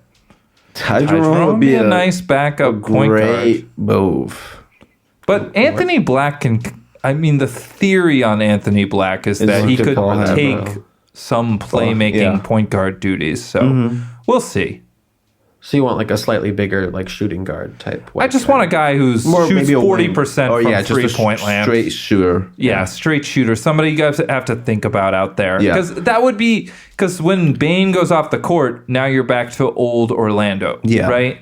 So much shooting. if you could just have a guy that's at 40% out there at all times, then there's somebody you have to at least think about shooting the basketball when it's this, previous Orlando teams, it's like, go for it. Just shoot it. I don't care. Yeah. Ancient So Klay Thompson. I'm with you. yeah, they right. need someone cheap though, because their team's about to get Yeah, they're pricey. getting a little pricey. All right, for the Memphis side, what's going on there? They're rebuilding? KCP, Cole Anthony. Well, what is this team? I don't What know. is this team? I feel like they're not rebuilding, but they couldn't deny this haul. I think a lot of picks. They got a haul for Bane. Got a haul. And I don't even think it's necessarily an overpay with the way the landscape is nowadays. But it was just a haul, and they still have 2 stars. Yeah. And they could just build the rest of the squad a little differently now. Maybe. Do they have 2 stars? Well, that's the thing. Or are they going to ship one of these guys out of here? Talking about JJJ. I don't know. I think weird. I just never really thought about this from Memphis. It feels like one of those things where they're like, we have tried this Yeah. and it's not working. Yeah. So we just got to try something else. And maybe what they got for Bane is just higher than what they could say get for Ja. Plus Ja has, he is still kind of marketable, even though we ran into some of the other stuff, the off the court troubles. He still can be, in theory, an exciting player, a draw, will you say. For sure. 100%. The kids love him. Yeah. So, and then Jaren Jackson is just hard to get a big that does the kind of things that he does defensively. Yeah. So Bane's just kind of the odd guy out, and a guy they can get a good They return got a great for. return from him. So, and it just it feels like maybe they just need to pull some different levers. Yeah. Take a step back to try to take 2 steps forward. Yeah. And you know what? Cole Anthony's a decent player off the bench. KCP maybe could tap into a little bit more old. KCP wasn't very good last year. Yeah. With that's a Orlando. brutal. That's worth Rough year. taking. That is is worth all those picks too. You. Okay. He's not super expensive, but what is he, 20 mil? It's a hefty contract for what he gave them last year. It was. Brutal. He was supposed to be the connecting piece last year. If it was KCP, Yeah. now it's a He wasn't little very good. overpay, but okay, whatever. I'm happy to have this Yeah. guy on my team. But last year it was if he's gonna play like that, it's this is a disaster. It's a contract. dump. Yeah. a bad contract. So, But- but I think they just trying to reset, soft rebuild. Yeah. I don't know if they I know like it. what all the parts are doing yet. Not exactly. So- but they're trying something Yeah. new, which they had to do. They had to do something I different. had to do something different Yeah. because it's not working. This wasn't working. I'm not sure it's the right piece to get rid of. I think Bane is. I don't know. If I was trying to run a basketball team, I might at this stage want Bane over Ja, just because I don't trust. What's wrong with Ja? I don't trust. Injuries I don't trust the and injury stuff. off the I don't. court stuff. The shooting just has not. It feels like Oh, Ja you meant had- on the court shooting, right? Yeah. Surely. Yes. Yeah.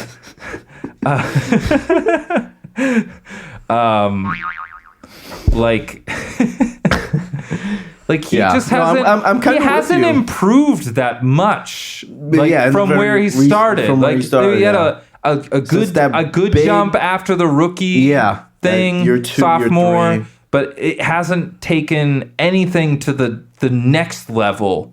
He just doesn't and I play. just don't. That's what true. He doesn't play. and he He also doesn't doesn't play. play. Win when he's But playing, that's definitely you a know. part of it. It's a big part of it. So I don't trust that. So I just, and it feels volatile at times. Oh, yeah. Even if it's not the specifically the off court stuff, I don't know. It just doesn't. You're kind of out on Ja. Yeah, I'm right kind of now. out on him right for now. the time being. If that's going to be your style of play forever, it's going to be really hard to limited. hold up through a whole season. Yeah, and a whole long career. I do like the versatility they've invited with acquiring these assets. You know? I make moves think it's in the interesting. future. Yeah, you feel like you're closer than you They could expected. make a big move for the next big guy. I like the introduction Exactly. of flexibility. I don't know how Yeah. expensive they are, but I don't feel like it's that bad for them. Maybe they are expensive. I don't know. What, KCP and these? The Grizzlies, did JJJ get paid or something? I think, all three of them got paid. They all got already. paid. Yeah. But now That's what I mean. It's like we're paying all these. Some of them we're paying the max, and Bane we're probably going to have to pay at least close to the max. Yeah. Like we can't be a second apron team and be in the this play-in. bad. Yeah. Like it's just not feasible. So let's get a big return and try to soft rebuild. I mean, they probably never want to be in that apron anyway because of their market size. So, yeah. Jaw's starting to feel a little bit like Zion. Yeah, which is funny. Which is funny. We'll get to them later. All right, let's next move. trade. Next trade. Blast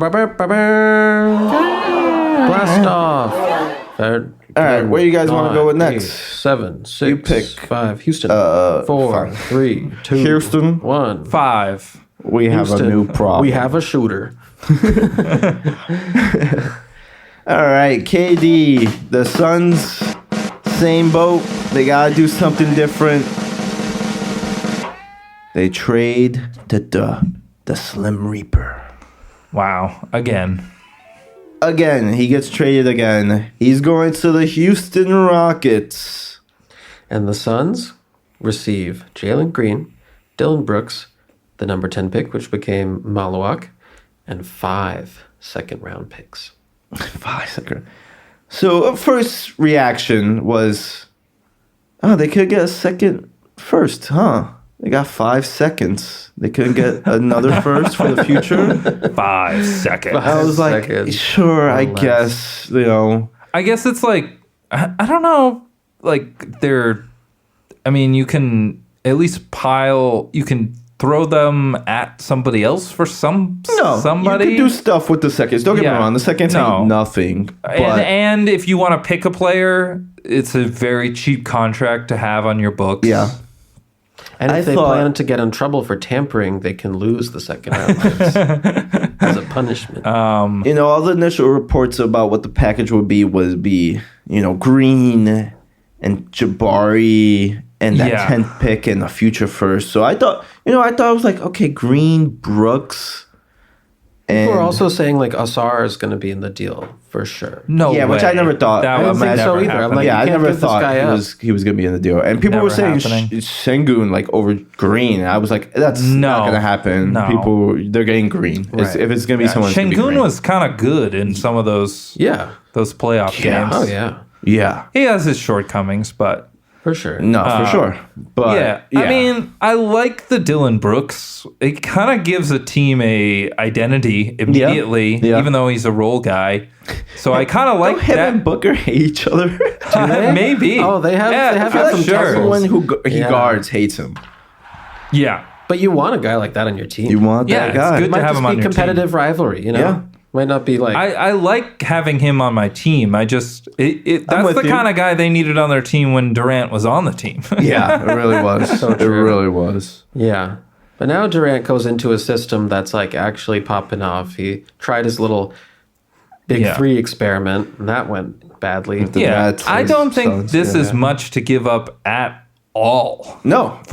This is good. I agree. My question is just, and What's so your question? it's kind of nice because they could still make for the More Rockets. moves. They could still make another move in the future or this year because.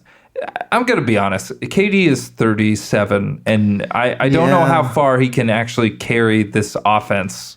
Like, it's still kind of just him. I guess you're hoping from some improvements from the guys around. Yeah.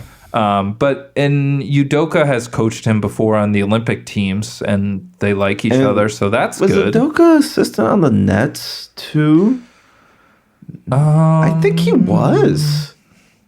Maybe the first year when he wasn't playing. So the Nets wanted to hire him, and the Celtics stole him. Kind of got him. Yeah. Huh. And there was that there was when the Celtics swept the Nets in that series that flurried around. There was a video of Udoka and Kevin Durant after Udoka got signed, and it was him and Udoka, and Kevin Durant was saying don't have to worry about those Boston Celtics. Ridiculous. So that's good that they're kind of tight, because I feel like to manage some of the weirdness that comes with KD. Yeah. But he is what they need, a guy who can just kind of straight bucket. Ball out. He can still score. All the efficiency stuff was still really good. Last year. 40, 90 almost. They've proven they can be pretty good when he's not on the court. So when he misses his, yearly 3-4 weeks, they'll survive. They'll stay afloat. Yep. They'll stay afloat. Yeah, and they got a good, the defense around. Oh yeah, is what you need they have great defensive identity. So it's just a win for the Rockets. It's just a big W. Not to give up another young player or another pick. Yep, that's just a W. Yeah, because we knew they were going to go after someone. Yeah. Did the Suns have a choice to lose this trade? I mean, they were going to lose this trade. This feels like an even worse loss than before. I don't think this probably was their best option. I guess that depends on what you think of Jalen Green. If you think that last year in that playoff round, that's him, or you think he can grow from that. But I don't. Yeah. I don't think so. You could talk yourself. I think that's kind of who he is. And maybe a little more flurry at times. Yeah. Than he was. The shadow act that he was for all but one game of that. So maybe you get a little more of the 30-point, one or two sprinkled in there, but you're not.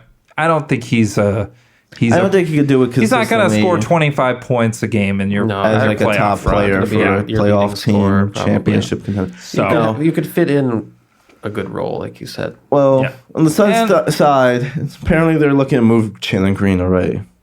Because now you got Green, you got Booker as your star. They want to do right by him for now. Beal still got Beal lurking around. There's no trade clause. Might not even play. Probably just collect a check. Well, I guess you could get. You won't get paid if you don't just play. But apparently Beal likes Phoenix. Is he disgruntled? He likes Phoenix. No, he's happy. He likes Phoenix. No, I was just saying that he probably wants to play because of the no trade clause. No, I know, but I'm sure they have protections. No, I thought about it. And I was like, oh no, there was a whole thing with Ben Simmons saying out, and then they docked his pay. They docked his pay. Yeah, so I was like, maybe he won't do that necessarily, but what if he just starts faking a limp? No, but so now you got all these two guards. Yeah, it's a lot of two guards. Yeah. So the rumor is that they want to move on from Green. Yeah, I guess we'll get to it, but we'll get to the draft day stuff. We'll get to that. All right. Any more thoughts on the Suns or Rockets? I guess I'll save that for the draft. We'll save draft trades for the draft. Yeah. Okay, that one trade they did, I would love to save it.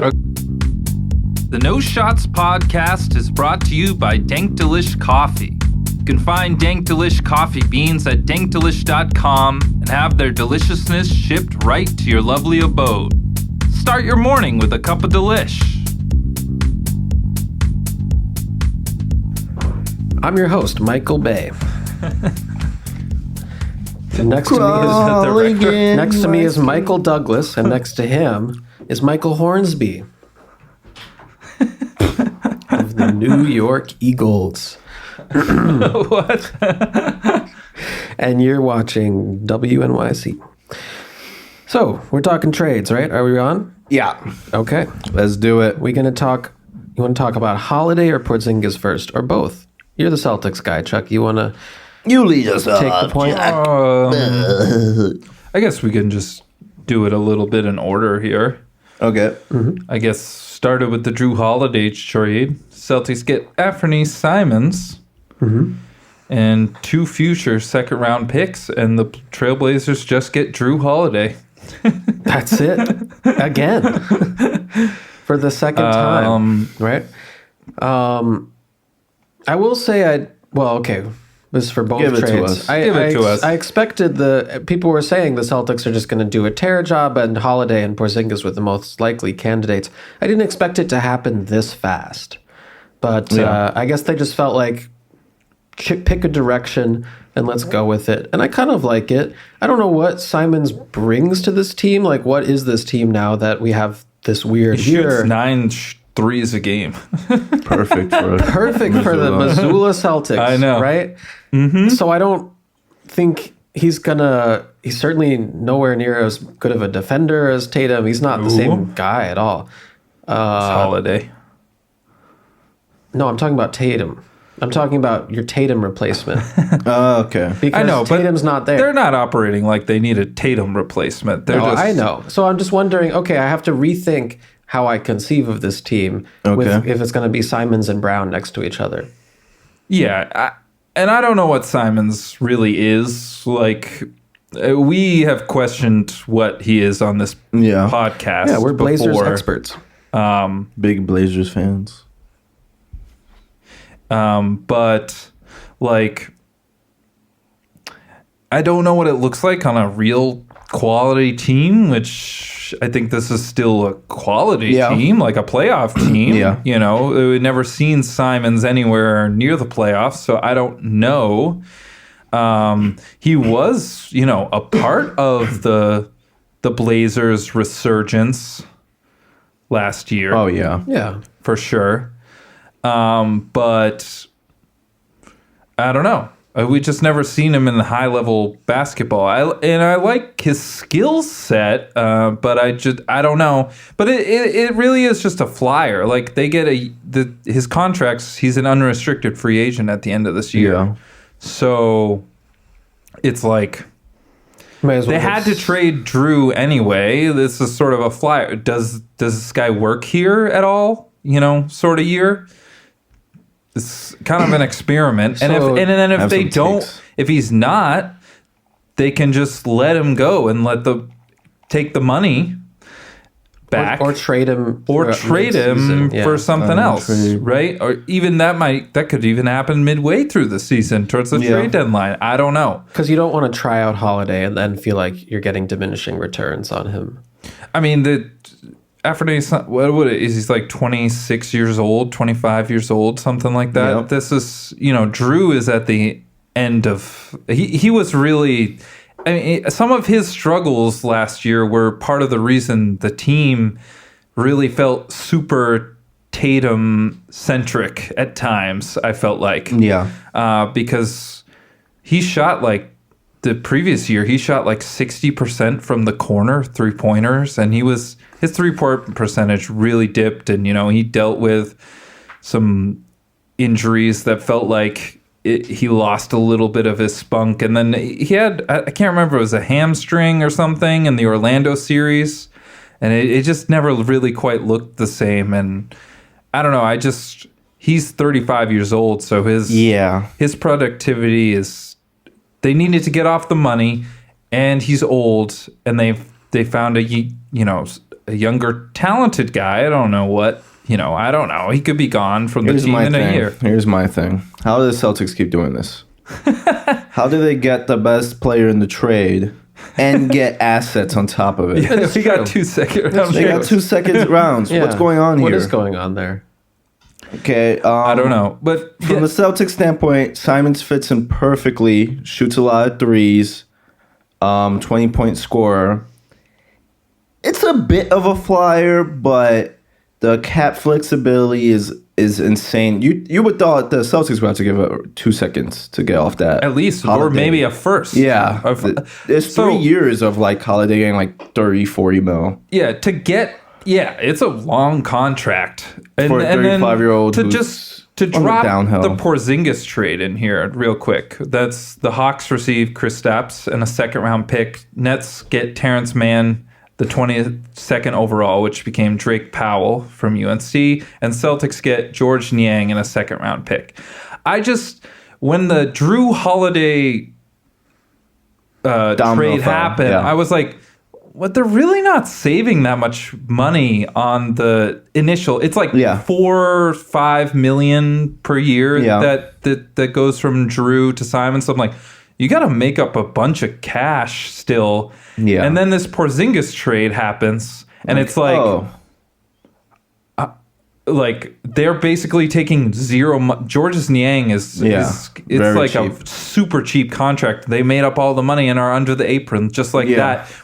And I just couldn't believe that in one of these trades they didn't have to give up like a future first, even if it's protected a little bit or whatever. I can't believe to get off, because one of these contracts. They're not in a place of leverage. Like there's no leverage. People know they need to trade these guys, and I get Drew Holiday maybe.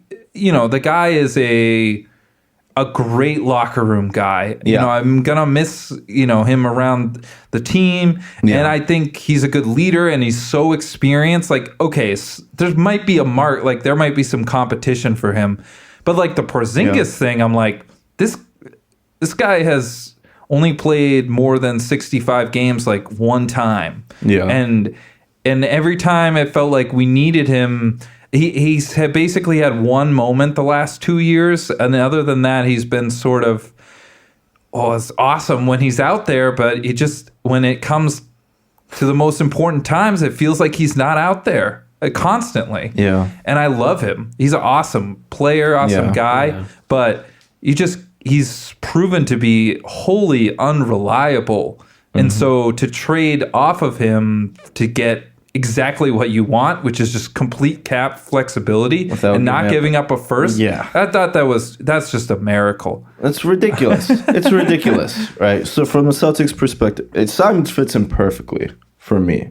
Like, I think this is a guy who you could potentially keep, put you right back into that apron. I think we'll see how big of a defensive liability is this guy. That's important. But there's good defense around him, so we'll see. For the Blazers standpoint, man, they're going for it. They're giving. Yeah, to a degree. They didn't give up a bunch of assets. I think it's nice that they get like a veteran in the room. Yeah. I mean, I know they have Jeremy Grant or whatever, but like he's not a winner. No. Drew Holiday's a winner. Drew Holiday, he has to. Also, from Drew Holiday's perspective, he's sad. Yeah. He's a little somber. He didn't want to get traded. I heard it was some reports Drew Holiday pissed at trade. Yeah. But you kind of had to see this coming, especially. Of course. Like, I think there's an argument if Tatum doesn't get injured, okay, maybe we got to cut a little bit of money, but we could still be in the second apron and go for it. Why not? Yeah. Like, but with him out this next year, it just like you can't have Drew and Porzingis 2 years from now be, those just cooking those books when you don't have a shot. Like, no, you can't. So they saved just a ton of money, and also it's not just the money; it's like the penalties for like they were about to get their first pick frozen. Yeah, like no one gets it. Wow. Ridiculous. So it's ridiculous. It's really tough. But I think under the constrictions, and I think what they're trying to do which is like reset a bit. You couldn't have asked for a bet. I couldn't believe that they got off those contracts like that. Let me circle back to Drew. Drew helps wins the Milwaukee Bucks the championships. Gets traded for Bledsoe or some shit. And they win a championship. Then they have a year where you fall a little short. Trade. Go to Boston. Well, he got traded to the Blazers and then first. To Boston. True. I forgot about that. So he's going back to Portland. He was Portland for like what? A couple weeks. A day. Yeah. Boston wins a championship. Next year, it fall a little short. Disappointing. Trade. Yeah. Well, does that mean the Blazers are about to win the championship? Now I see the logic. It just sucks for him because he's does all the right things and yeah. But doesn't George Niang and the second seem like a really small haul? Let's wait on that for a second. Let's go back to the Blazers. Yeah. The Blazers. I mean, what they got? I mean, they had to move one of these guys because Shaedon Sharpe, you're moving forward with him being the guy.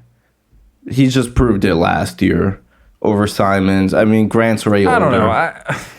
I mean, you already know what you had. I'm mild on Shaedon, but you can continue. Well, regardless, that's right now. Whether that's who they want to play. Exactly. They're going to give that a shot at least, right? Yeah. You got to give it a shot it's at least. It's the Scoot and Shaedon backcourt now. They have Denny. They get Drew. What was the guy? Ayton. Klingon. And what's his name? Jeremy Grant. The wing there. Jeremy Grant. You got They need to. No, they have another wing. guy. Another wing. What's his name? The wing guy is a super defender. Oh yeah. Thibault. No, but no. He did pick up his.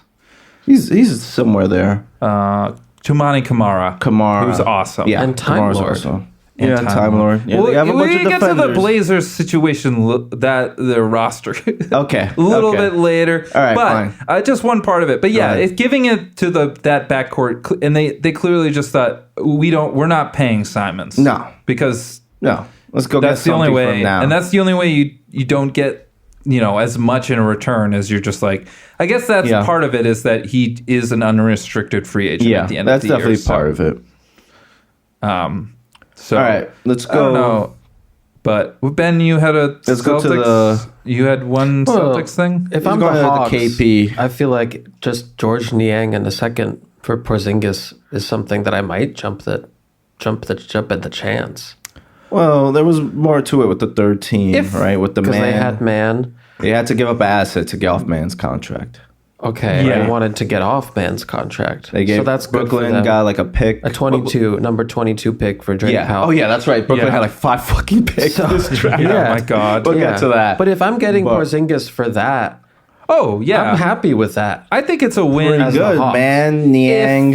I see how it benefits the Celtics, but also like you're getting a guy. I think it's all-star potential. I think it's a great trade for Atlanta because also. This is Porzingis' last year of his contract, so if it doesn't work out, see you later. Right. Yep. And Atlanta's in a good situation. They already got Kongwu.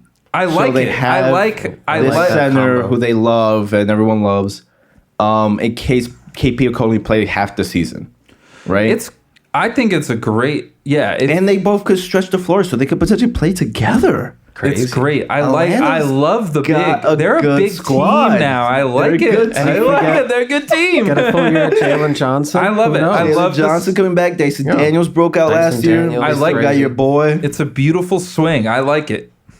And they're gonna love him. They're gonna love Porzingis. Celtics side, they get another guy who's a shooter who shoots only threes in Georges Niang to play a role and to come off the bench. But he said him and Jaylen Brown have had gripes in the past. That's another. The minivan is a Massachusetts boy too. Yeah, he's from So I don't know. Finally coming home. We'll see. He's played for every other East team basically. Niang. Yeah, he has. Niang. It's just another good fit. It's another good guy who could shoot from Missoula. And the biggest winner though is the Nets here with the Terrence Mann. They get Terrence Mann and another first round and another first round pick.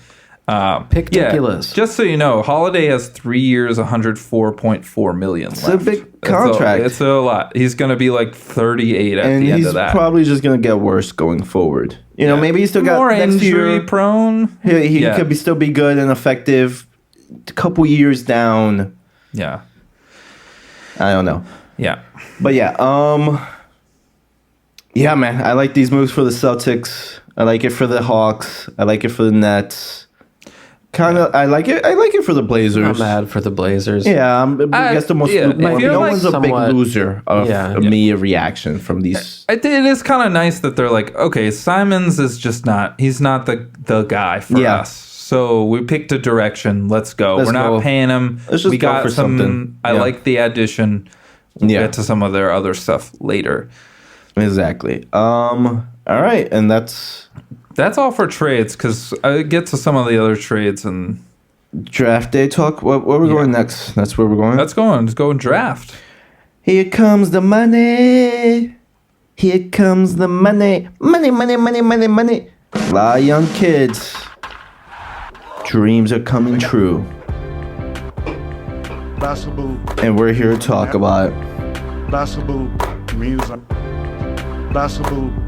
Welcome to the 2025 NBA Draft. I'm Adam Silver. I'm Mark Tatum. Is that his name? Oh my God. Who's Mark Tatum? That's the guy who does the other guy. lottery. Yeah. That snide, murky little guy. He knows what he's doing. He's good. He's really good at it. He has a nice voice. He's a beautiful voice. It doesn't fit his face at all. Yeah, but there's something behind his eyes that's There's something he knows something's up. And he's like, I fucking enjoy teasing Yeah, he you loves all. fucking us. He loves it.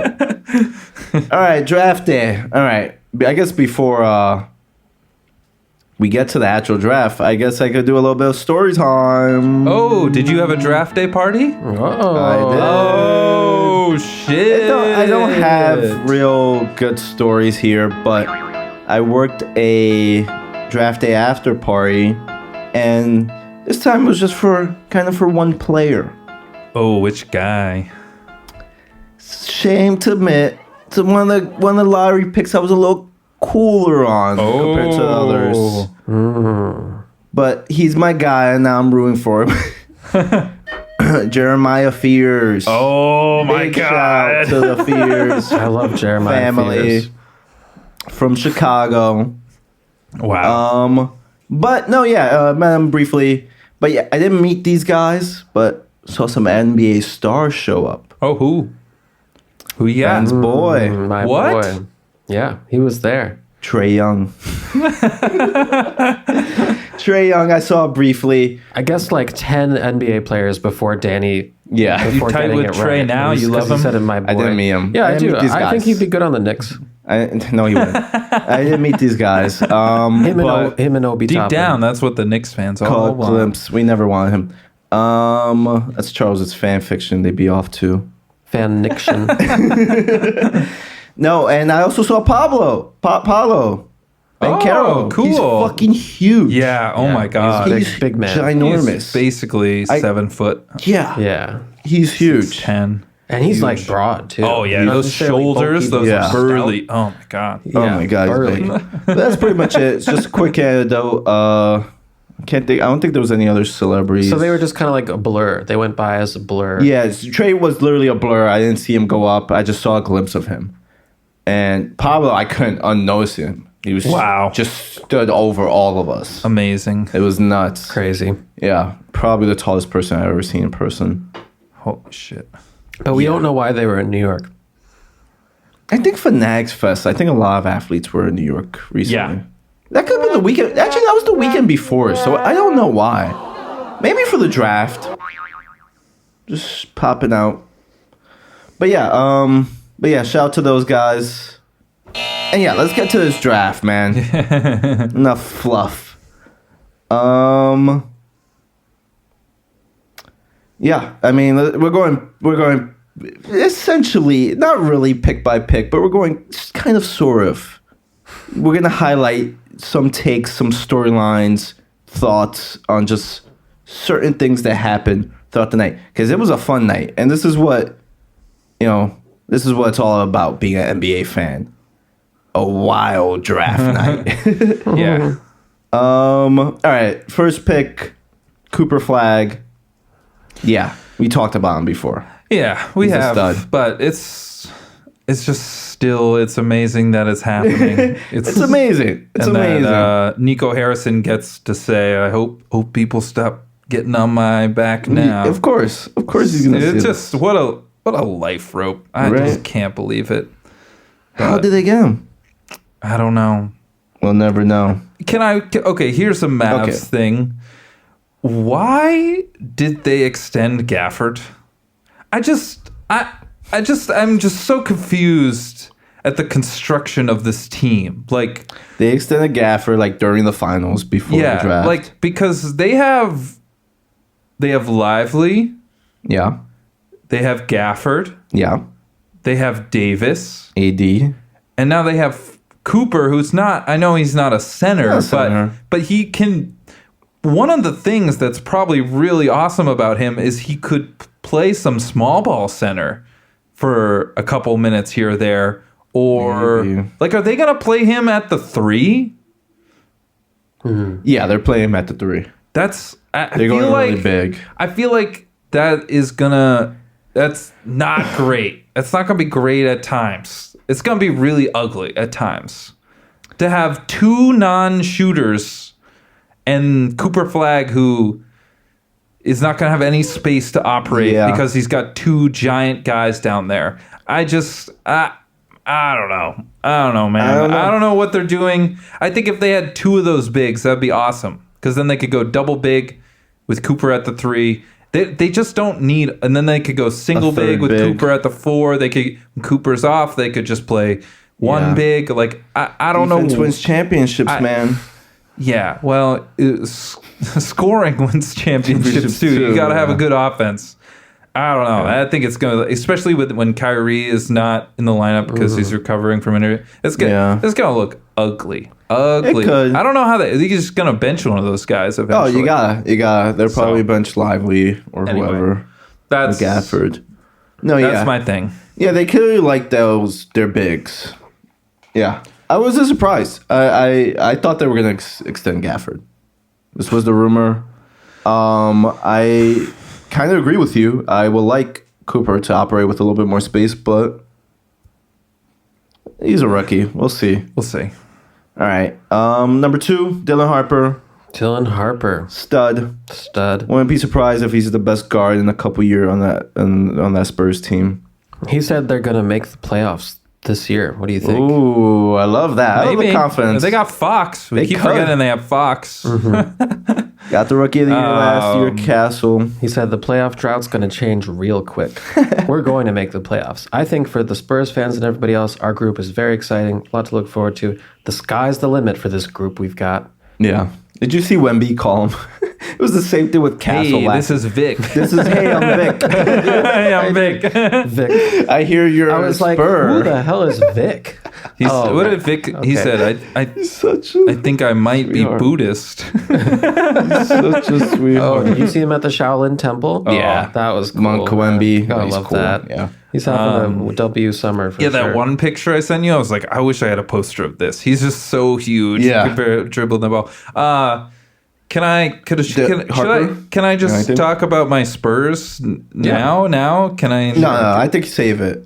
You think they're fine. here? They're here. It won't be that long. Go for it. I got some winners and losers. So of course, the Mavericks are a winner, but of course, some winners here.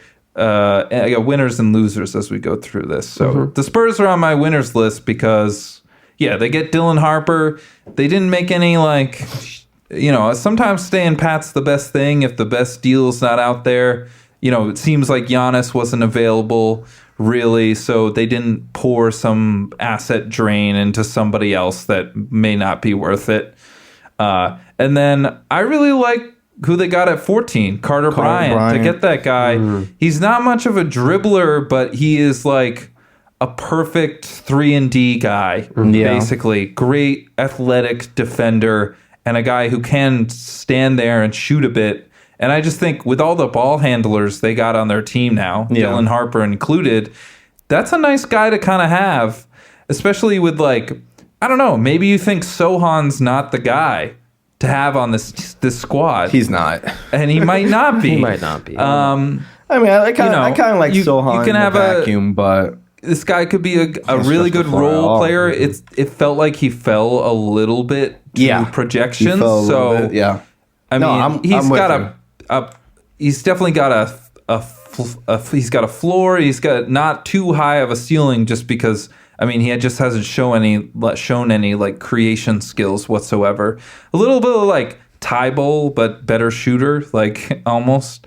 So I don't know. I like those 2 picks. So. I'm with you. Obviously Harper was obvious too, but to get Carter Bryant there at 14 is just great value. It's just a nice fit. It's a nice fit. A wing guy. To put in between those guards and Wemby. Yep. I like it. I like it a lot. Yeah, definitely one of my big winners too. All right, and then the draft starts at 3. Okay. Sixers get VJ Edgecombe. Which was sort of widely reported, right before. We kind of knew they were going to go with VJ. Kneppel goes 4 to the Hornets. Part of me kind of... What? No, what are you going to say? The completionist in me kind of... Because of the way both of the rosters are constructed of those teams, kind of wish they swapped. They're both good picks, right? Edgecombe's kind of like the higher upside. He's a freak athlete. I like that pick for the Sixers. Yeah.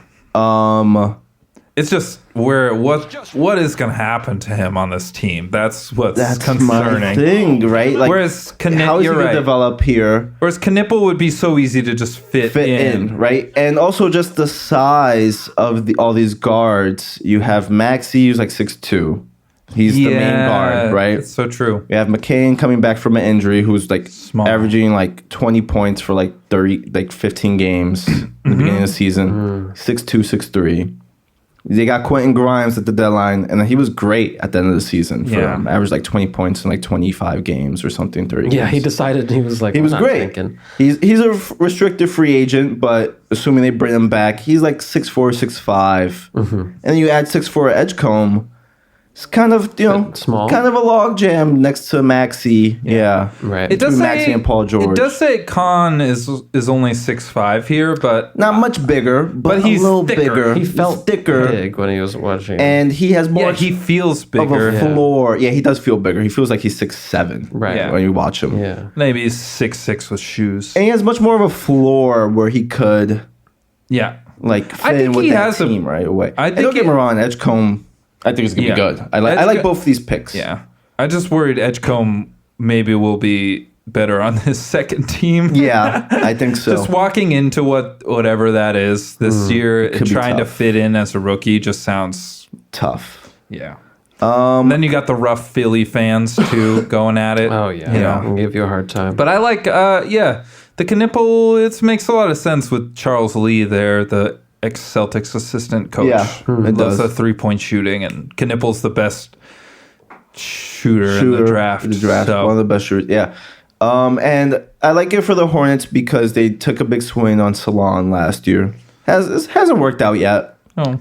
He's a total project. He's a total project. It could work out one day, but they get more of the NBA ready guy in Knippel this year. Let's not take another big swing. Nice. This year. It's nice to add that kind of wing to your playmaker because he can play make. He's also connective tissue sort of guy where he will work within your flow of your offense. Exactly. Which is good because which LaMelo. ball LaMelo will give up the ball and you already have like a let's give him the ball scorer. So I think it's a good fit, and I like they have a lot of size anyway. So it's nice to be that big across the board there. If you're playing those three guys as your 1, 2, 3, that's nice. That's nice. Could really help. I know he's not a great defender, but we'll see. He's chunky. Like he can hold up. We'll see how the foot speed plays. But yeah. And all right, moving on to 5. The first shock, and now we got recap the Ace Bailey drama. Oh, we didn't talk about this. Ace Bailey, him and his team were kind of pushing a direction, kind of pushing him towards, hey, first 5 picks, don't pick me. There was I don't want to go there. There's some weird stuff. He had declining interviews. He had a workout with Philly, canceled the workout. Didn't work out with Utah. Yeah. I don't know if he worked out with Charlotte. But yeah. So there was all this drama. And, Ace Bailey, Charles said they were out on him one of the last episodes. Really? But he has a high upside. I'm just lukewarm because of the creation part of it. Yeah. It's very rough around. He's got an NBA body, like a great NBA body, and skill set. 6'10", 210 pounds. Skill set is good, but he's decision making. He's a decision making, and he's a little Rashard Lewis. And then also the guy on the Rockets now, the tall guy who wasn't in the Suns trade. Schengen? No. He was a top Jabari. Jabari. It's a little like that. Yeah. Where he can shoot, but anytime you ask him to put the ball on the floor and make a play, he doesn't do it. Doesn't really have much. Like, he can make a tough pull around. This question is, are those the shots that really are going to be for him in an offense in an effective way? And if he's not, probably not. If he can't, if he can't dribble and do other things, those aren't the shots. The shots that he's good at aren't going to be good. So there's like a really, it really is a kind of a coin flip. He could be an effective player defensively no matter what. So like, he does have a decent floor, but then you have these character concerns coming out. Who knows? Just could be all hogwash and whatever.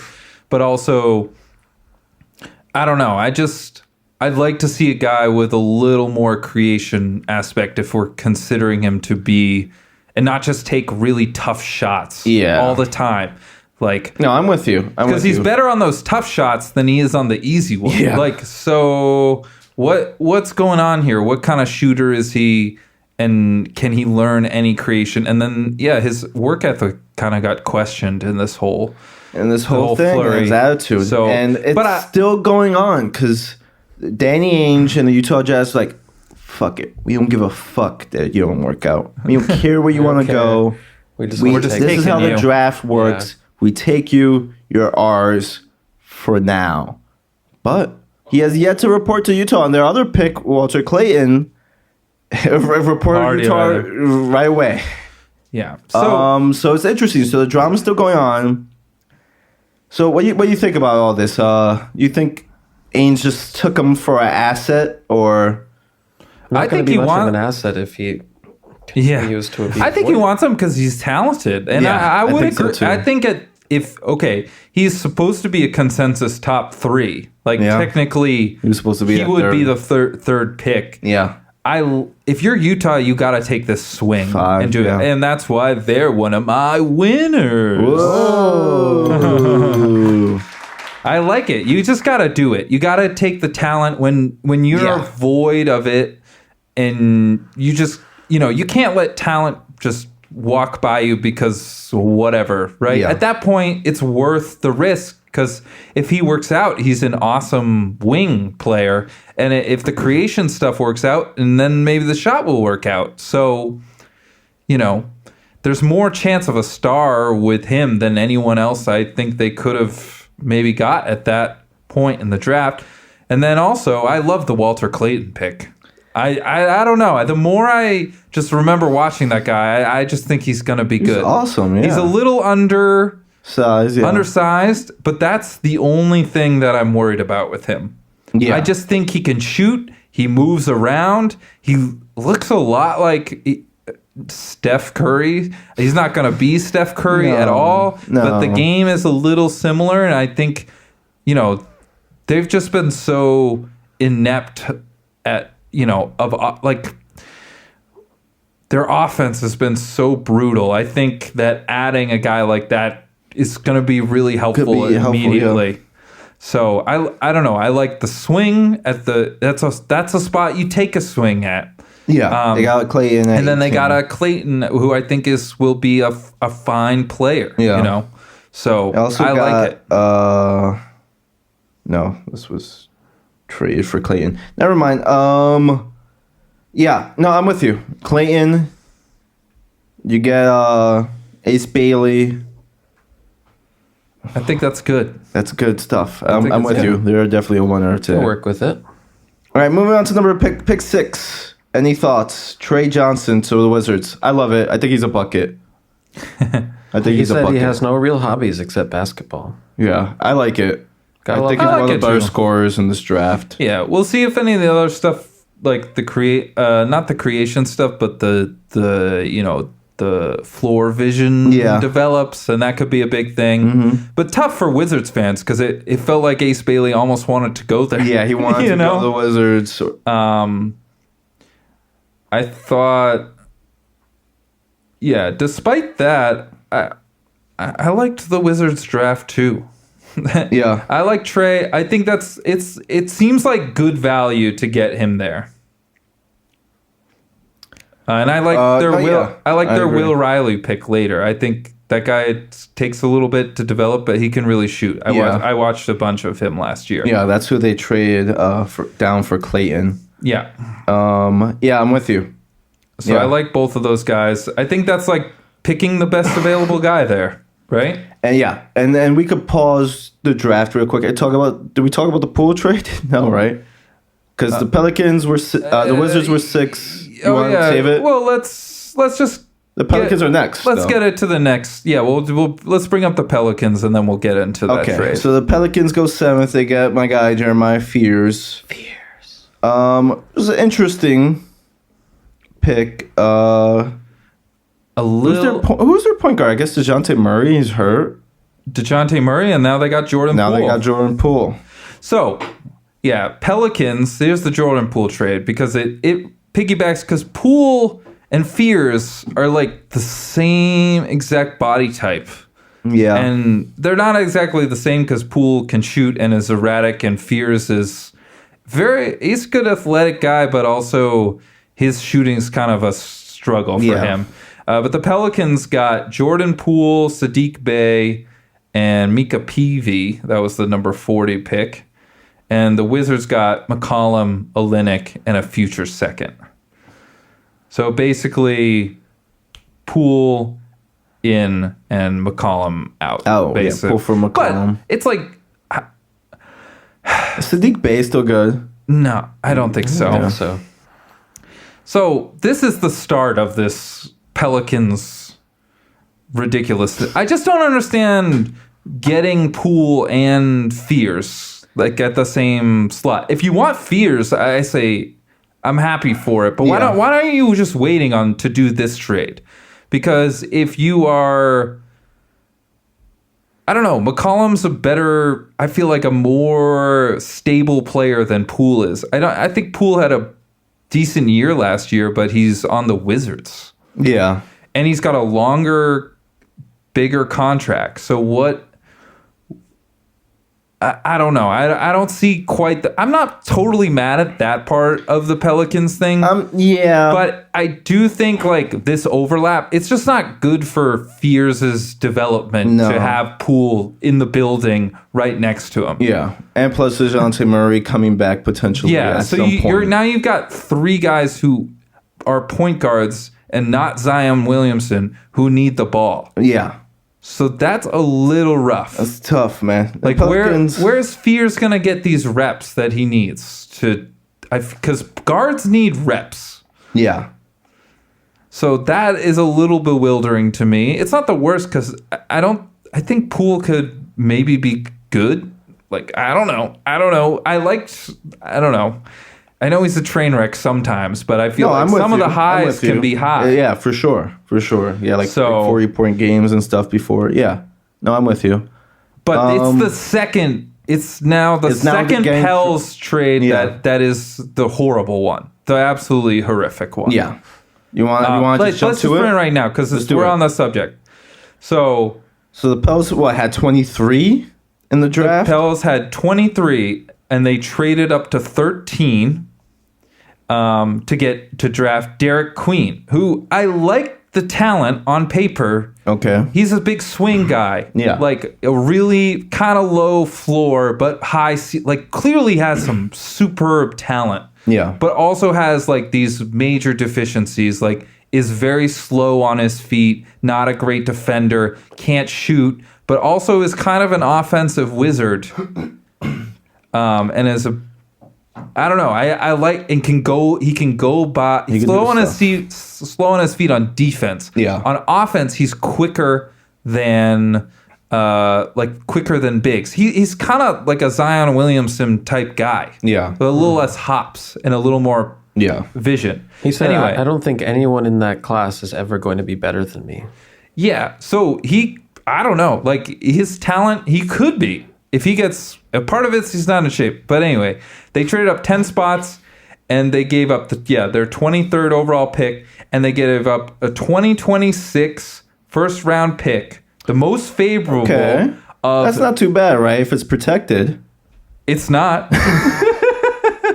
Of New Orleans and Milwaukee. So more favorable of one of those teams. So the New Orleans, who were one of the worst teams last year, gave up an unprotected pick for next year. Well, they're trying to get better with these couple picks and possibly the pool trade, but it's still a tough Western Conference.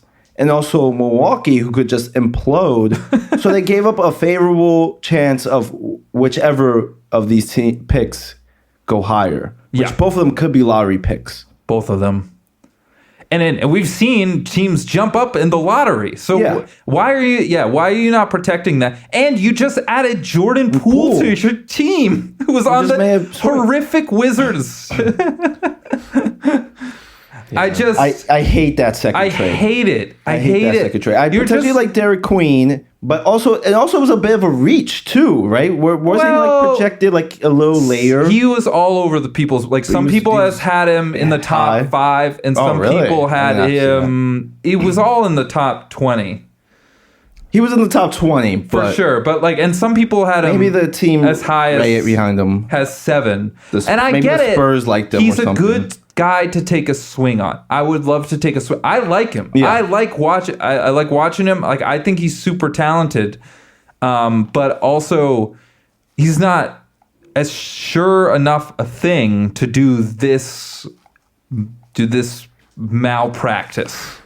Yeah, it's just like to not like top 4 protected at least. Like get yourselves a little bit of leeway 5, because the top 4 is supposed to be like really good. Like next year. What if they did they traded up 10 spots from 23 to 13? Well, they just did top 10 protected or top 8 protected, so it could potentially if it falls at 9 and 10, they get it. Yeah, and maybe Atlanta comes back and says no, but also like. They also gave up a bunch of picks for Murray last year. You just need to protect yourself in case, like, for some reason next year, AJ Dabanza falls into your lap and you can take him. Yeah. Like it's just because if it's outside, that top 5 or whatever next year, okay, we made a little swing. It didn't work out, but we protected ourselves at least a little bit. Yeah. They just no protection here for a guy who we just frankly have just no clue what he's going to be. Yeah. Like he better be, but also he plays the same position basically as Zion. He's a small big, like athletic big, like that just a little tiny sized big.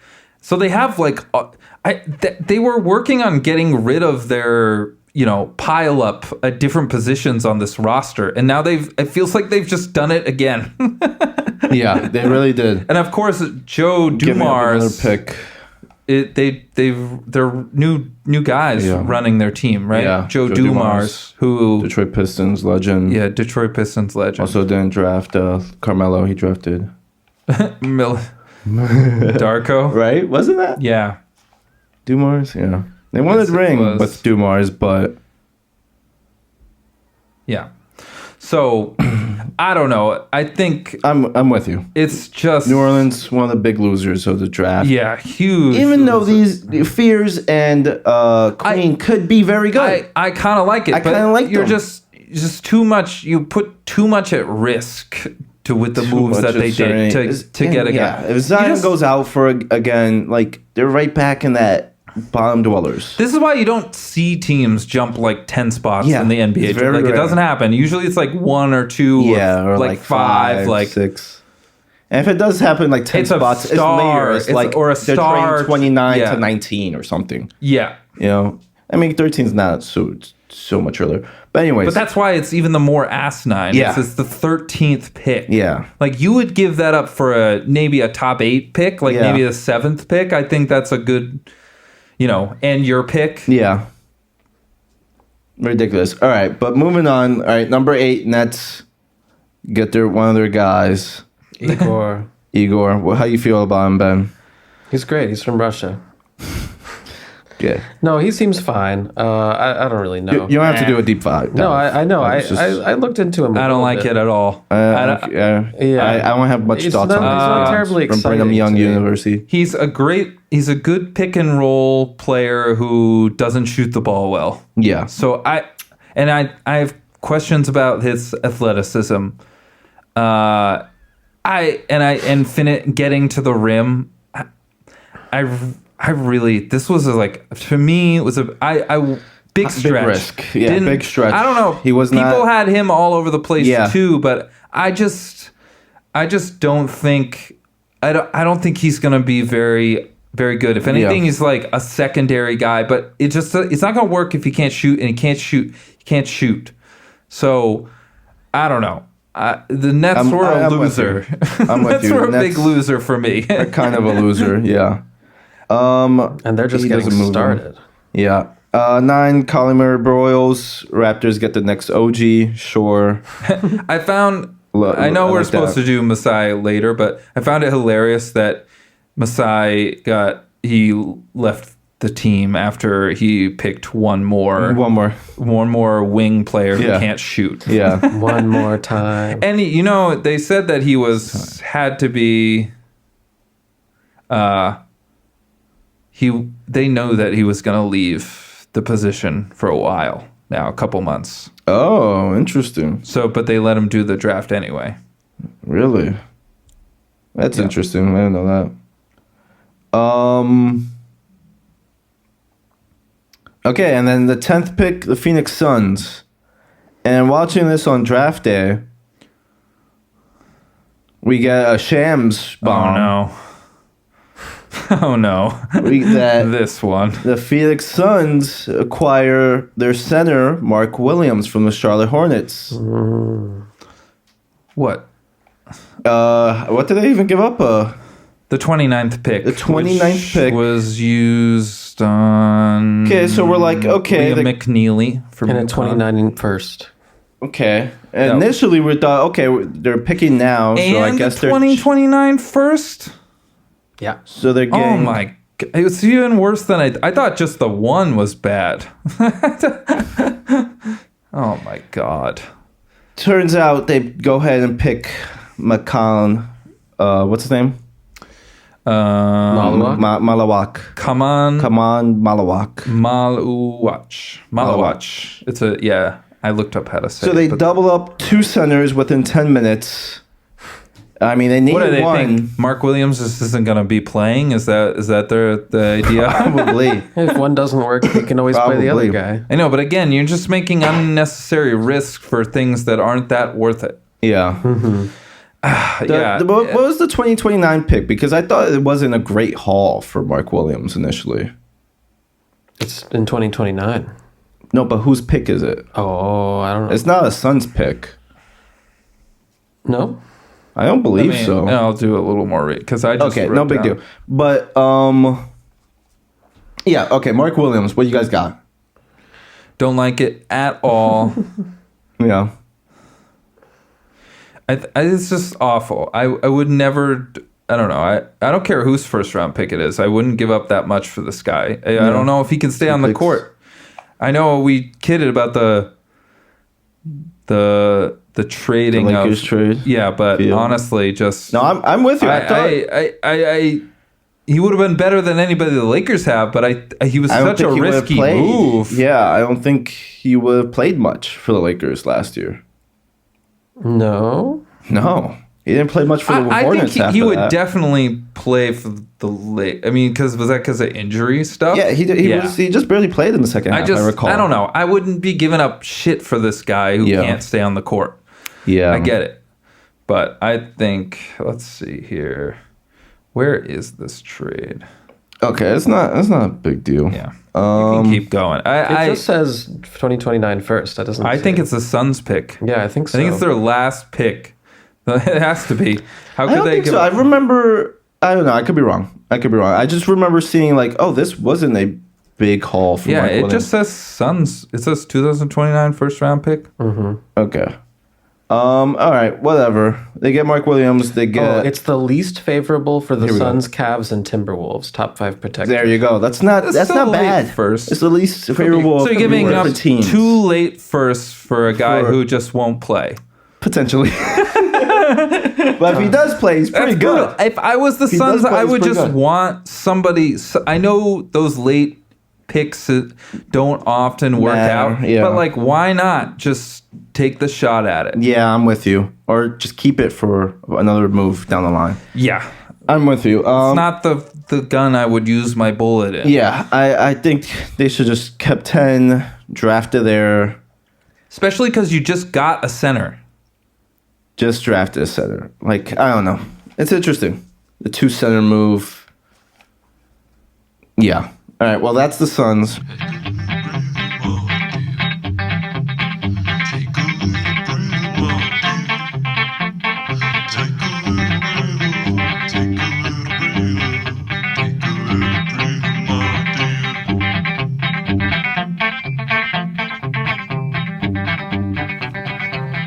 Yeah. All right. Well, that's the Suns. All right. Now moving forward, I don't really care. They were a loser. Yeah, they're a loser. Cedric Howard. You know. Oh, yeah. He's the Bane replacement potentially. Okay. Yeah. I guess shoot. people are really mixed on him. I guess we've been just saying that a lot, but I like it. He's got some athleticism. Yeah. He can shoot. Shoot. Question. I don't know. I like it. I like it. I like it too. I mean, there are people who rave about like his sort of work ethic and stuff. So Yeah. And I don't know too much And about him. if Memphis is drafting him, I kind of like it. They usually hit on those kind They of guys. kind of hit on these guys. They kind of hit on those All right. guys. Number 12, Noah Essengay. Oh my God, loser. Loser. He's going For to the Chicago Bulls. I don't know. I'm like, the Bulls did all that maneuvering during the season to draft this guy. This guy, yeah. I don't know. Who knows? He could be good, but I think also he's okay. I don't know how good he's gonna be in the NBA. I just like that's the team that I'm like, draft Derek Queen. Just try it. Yeah. Try pick. Right. Go for the big shot. Like, do it.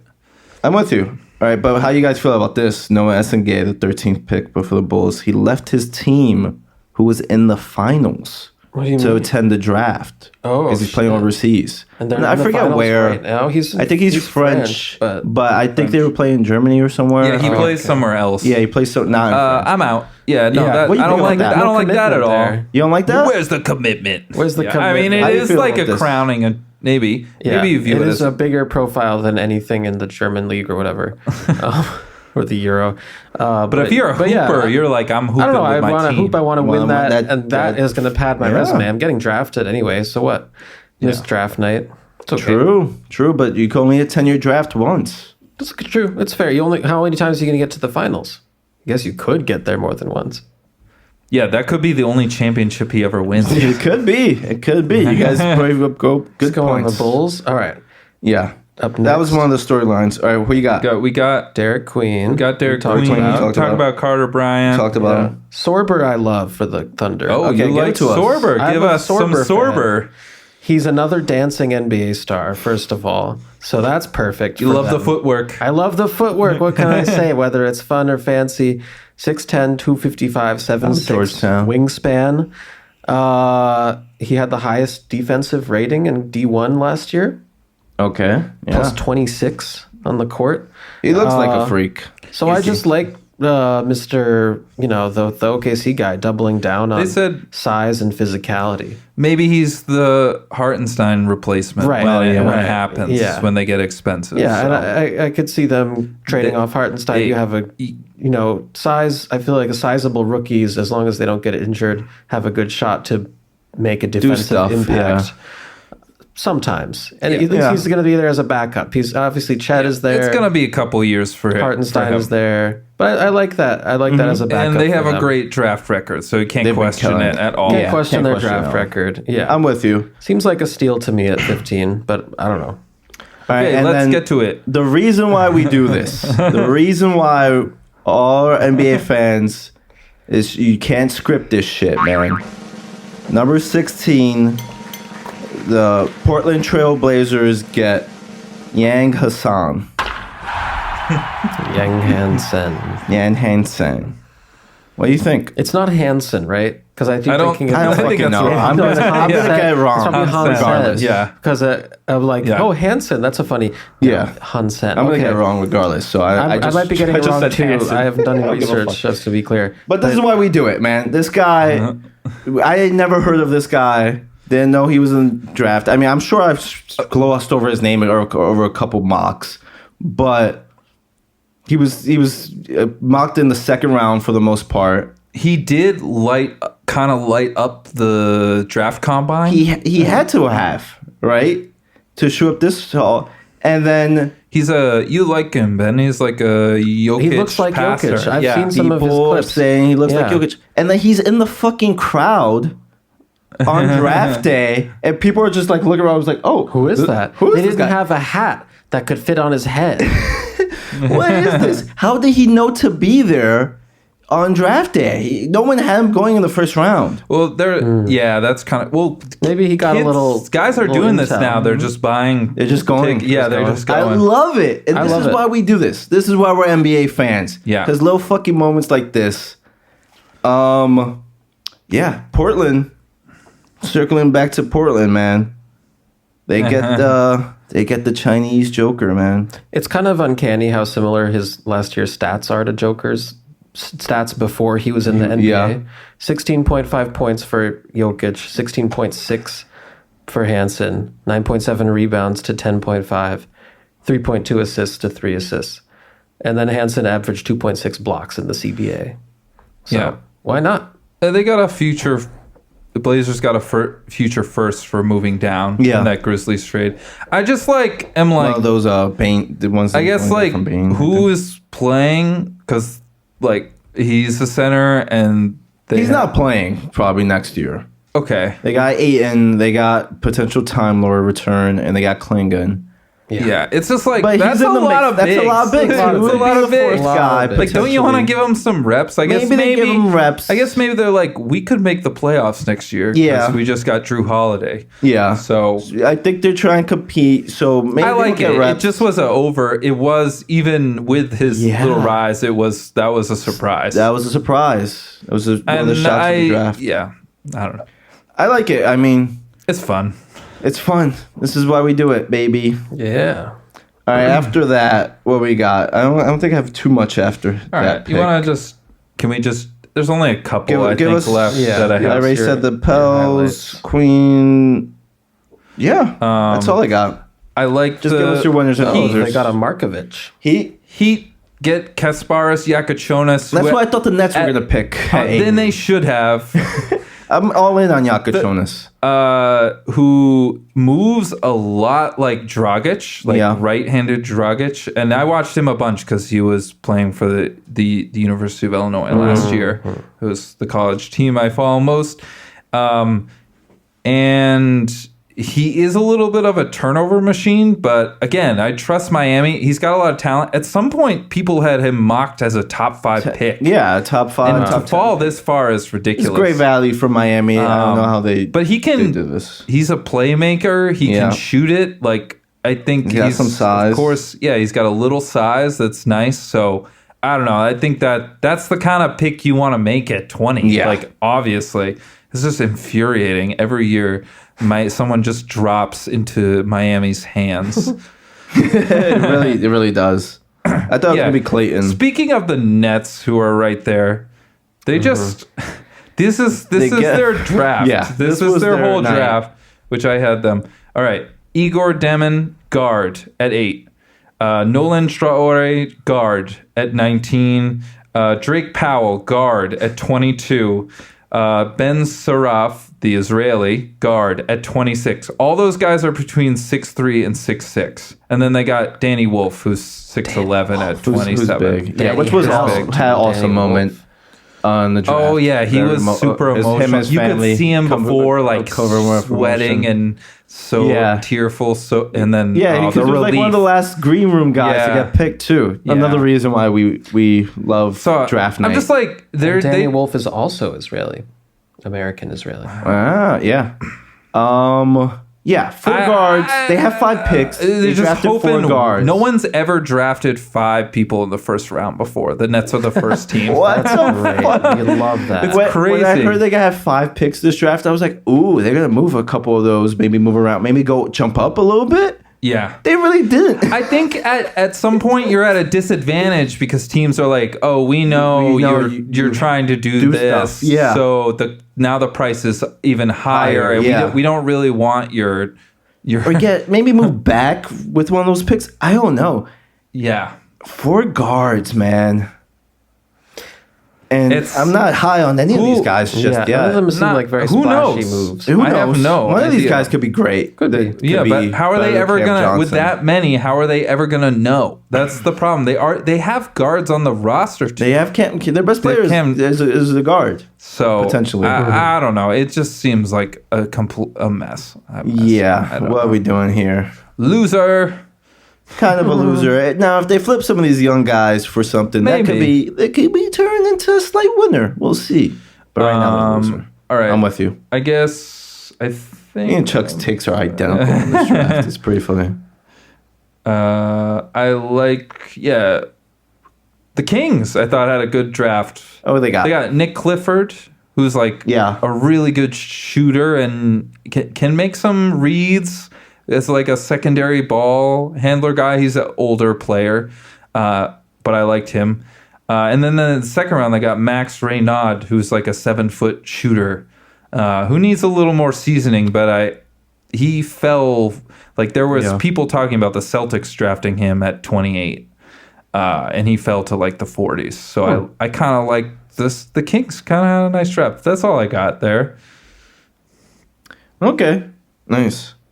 I don't think there's anything else. That's pretty much it. And winner, we got Hugo Gonzalez for the Celtics. Sure. Somebody gave him a Josh Hart comp. Ooh, I like that. I like that. He's going to be the Gonzalez of the team. All right. Are we going to wrap on this draft here? Or are we going wraps. one by one? Second round. Let's go. I just wanted to get through all those main storylines and the winners and losers. Okay. Right. Those sounds good. Weird trades and stuff. But it was a very eventful round one. Round 2 has some sauce in there, but we just don't know much. Broom got drafted. We don't know enough for that. Yeah. Sorry, listeners. Also, winner... French prospects again. It seems like every year there's gonna be 3 or 4 guys getting drafted. Loser hats. Wearing the wrong hats. Always. Can they not just fix this? Fix it. Fix it. You just confuse the audience. I know. You get weirder reactions. So confusing. It's been like this for like a decade now. So confusing. It's insane. Just fix it. All right. What's next? I actually have no clue. We have a couple of small topics. We talked about Masai a little bit. Do we get any more stuff? No, I'm good on Masai. Okay, yeah. Do you want to jump to Thibodeau, the coach replacement? I mean, real quick. We're going to quick shot all of these little topics. Can I have one thing about Masai? Oh, yeah. Go ahead, quick shot. I mean, the guy, as bad as the last couple years have been, he's awesome. He brought Toronto a championship, so you can't say this is anything but a success here. And he left himself. I think so. Well, the writing Mutual was parting. Raw, so it was kind of like it was reported. But they let him fired or let him go, or I don't know. They let him run the draft. Yeah. So it's funny. They still have trust him one more time. My question is, why is he leaving? Why was the writing on the wall? I don't know. I read a couple articles. I couldn't really. Can gauge what's next. I don't know. Maybe he's just off to some other land. Some other business venture or something. Maybe he'll switch sports. Or something. I wouldn't be shocked at all. All right. Knicks head coaching, sir. Is there any more extensions for the coaches they tried to interview? Yeah, that is super funny. Give it to me, Ben. What? No, I have nothing. Now the people in the running are reportedly Mike Brown, Taylor Jenkins, Micah Nori, and Borrego still, apparently. Who do you like out of those 4? I like Mike Brown, personally. Well, I just wanted to touch on what the fuck were they... what did they think was going to happen? Yeah. Oh, we want Ime. Denied. We want Kid. Denied. Who was the third guy? Hawks coach. There was 5 of them. Snyder. There was like 5. Donovan and Finch. Donovan and Finch. Did not... Of course, none of these teams are going to let you talk to their coach. Yeah. What did you think? What did you think? The Bulls with Donovan, I don't know. Oh, wait. Maybe Donovan was possible. But Finch and Kid? Get out of here. Why would I let Nico come close to Kid? Yeah, I guess. Did No, the I don't know. Michael I kinda Malone thing disagree on never that. get off Maybe the Kid. ground? Was that Kid might never- want to get out of, but Well- clearly he doesn't. But By I the was way, like, with, maybe Kid would want to get out of Dallas because because of the whole murkiness. shit. Yeah, that was a possibility. But of course, if I'm Dallas, no, The other ones are ridiculous. give me an acid for him, and I'll let you talk to him. Yeah. Come on. Also, the last episode when we talked about it, the third guy, because I kept saying Malone, Vogel, and the third guy I kept forgetting about was Boomhoser. Oh yeah. Of the guys who have rings, who are out, who need a job. Oof. And I was out on all of them. Vogel was the one I was most interested in, but even that. From that crop, I only care about Mike Brown. I only like Mike Brown. I would agree. Yeah. What happened to Johnny Bryant? The I don't know. I don't know. He I just don't kind know. of disappeared. He just Just kinda sort of faded disappeared. away. I don't know. I'm in on Bryant. Brown's the most. I don't know much they want a about big these other name. guys. I don't like Brown. I wouldn't want Brown. I feel like Brown, out of all these guys, can potentially unlock the offense. He was an Okay. assistant for Golden State for years. I just feel like he's just We kind of know an him from- average coach. We know him from coaching, I don't think getting so. bossed by LeBron and that one Kings run, which Yeah. was a first round exit. One king. I And he don't was know. coaching the I like- Warriors. He I was like- coaching the Warriors out of- when Steve Kerr wasn't there in their championship in 22. I feel But like he gotta could give him unlock some credit something for here. that. I know kind of they're- like Vogel I don't still, know. though. You like what? I I kind don't of want like Vogel. Nori. I Vogel think will make the. We saw him with the bubble make the necessary decisions when don't it know. comes to I think- rotations. I like- to win. I so love- that's why I'm in on It's Vogel. interesting. I like Nori. Where I- is Nori? He's He's the with Denver. assistant. No, he's the Oh. assistant for Minnesota under Chris Finch, and I love Finch is my favorite coach. Oh, that's Mike Ganori. yeah. Yeah.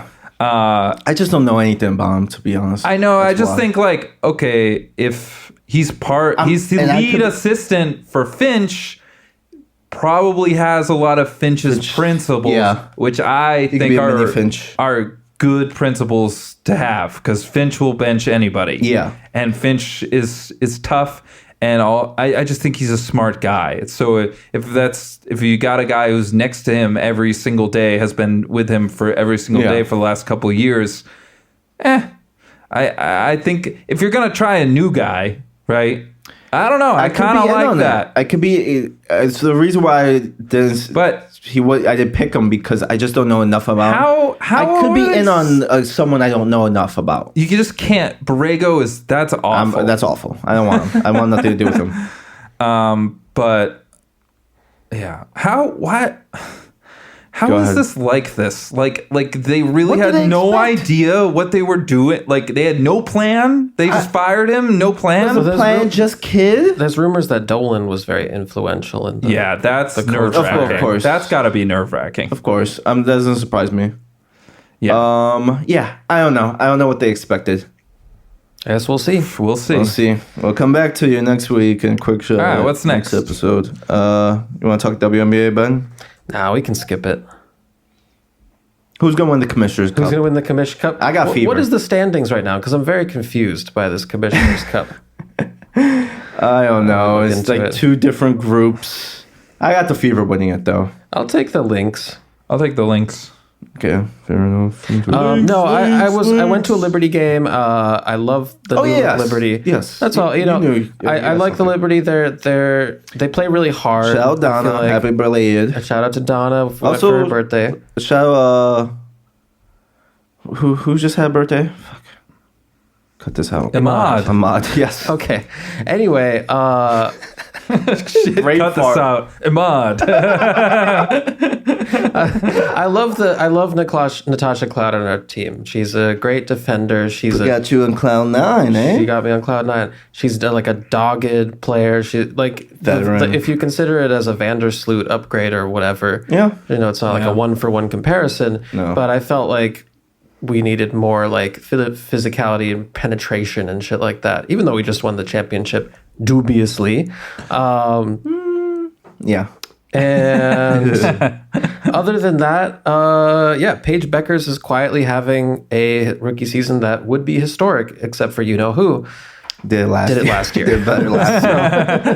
Just Yeah. did it. Yeah. Yeah, and the Dream are a good team. Also, good solid. team to keep an eye on. They that Liberty game was really exciting. The Liberty they kind of got down a bit, had to come back around the third quarter. And the Dream was tough. They got Griner. They got kind of a smothering defense at times. And they can get the 3-point shot going. So they're very sneaky. Very sneaky. And I like the Valkyries. Like the little clips I've seen. Golden State. I like the vigor of the kind of just their outlaws, it feels like. Being an expansion. I've never seen an expansion team before. Yeah, you're one of an expansion team. Right. So that's exciting to me. No, yeah. Was there anything else? I think that was all I had on the W. Yeah. But I'm excited for the rest of the season. Yeah. Finals matchup?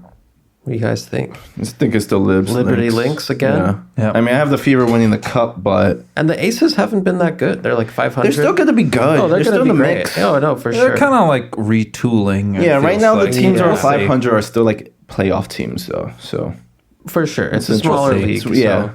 so anything could happen. But did we expand the finals to 7 games yet this year? I don't know. Oh. I don't I know. guess we'll find out. I should. We'll find out right now. I hope not. I think it'll be a little soon. I don't know if I, I need think a it's 7 still game 5. finals. Oh no, it changes next year when the Okay. finals Next move year. to. I like it best better of 7. now.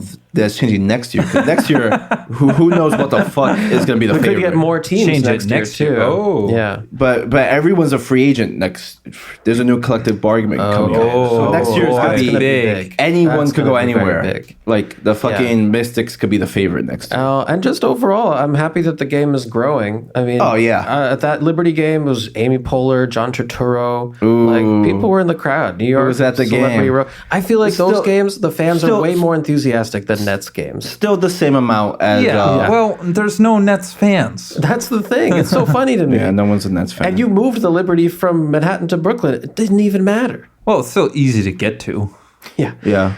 Yeah. If but- you're a Manhattanite and you're willing to go to Brooklyn, it's pretty Yeah. easy to get to. Sure. Yeah, Sure. there's no one rivaling. But I also feel like the Brooklyn Liberty. people come out for the Liberty. Yeah, Oh, yeah, no, there's we all only do. one team. There's only one team. It's only one team. There's But the they don't difference come out for between the Nets. Nets. Yeah, that's Yeah, true. well, If there that's because were they don't a have second team- historical Yeah.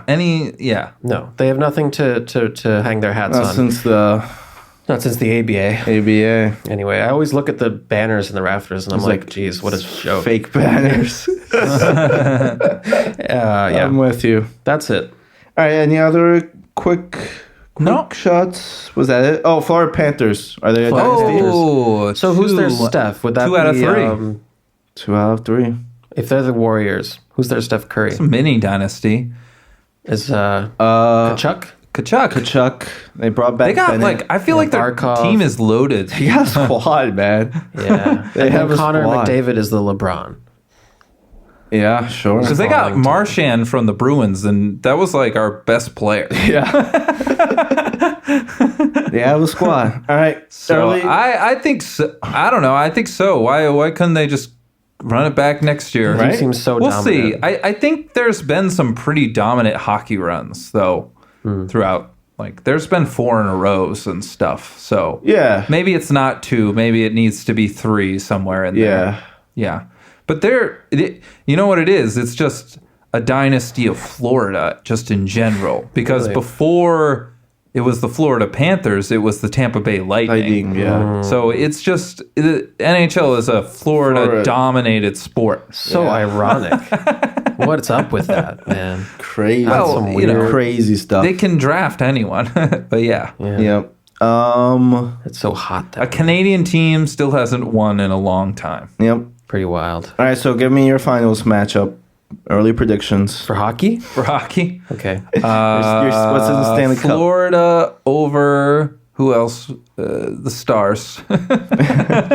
Yeah. Did Florida beat the Hurricanes? Could they fight them? Or no? No, Carolina Hurricanes, Canes. Carolinas, What? West. And the East. the Florida wasn't even like the top seed in the out No. East or whatever. No. So, Well, we You don't look have at to give me- standings real quick. Yeah, me too. Oh, we want the Maple Leafs. I want the Maple Leafs in there. Toronto. Toronto. So you got Florida out. Sure, yeah. Well, Florida out, Maple Leafs in, and we'll have them play. Yeah, they could play the Golden Knights and win. Give me Panthers, Kings. Oh. Give it to me. I don't even know if the Kings got their guys coming back next year. I didn't even know there was just a team called the Utah team. Oh, now they're called the Utah Mammoth. Ooh, I like that. I like that. Fossils. Well, they were supposed to be. They moved from Phoenix, so it was the Phoenix Coyotes. Yeah, I think so. And now, they were supposed to be the Utah Yeti. Oh, which But Yeti Coolers were pissed. was pissed. Who was? Yeti, the Coolers. And like the cup, the Stanley like type. They got pissed and wouldn't You let didn't them. invent the word Yeti. Right? It's a thing. But Yeah, but they there was might own Brand. cross-brand cross-band stuff that's legal. bullshit. I don't know. We got to bring in Carol to get that extra. Oh, yeah. Well, Yeah, Mammoth, I got a call from Mammoth Brand. They're pissed. So They want their shoes back. yeah. Yeah. Actually, aren't we the owner of Mammoth Brand? I think, we are. Actually, Mammoth.com. Yeah. Technically. Yeah. All right. Let's do it, Danny. Let's get to it, Chuck. Oh, shit. Can you put me on the organ? But I'm on.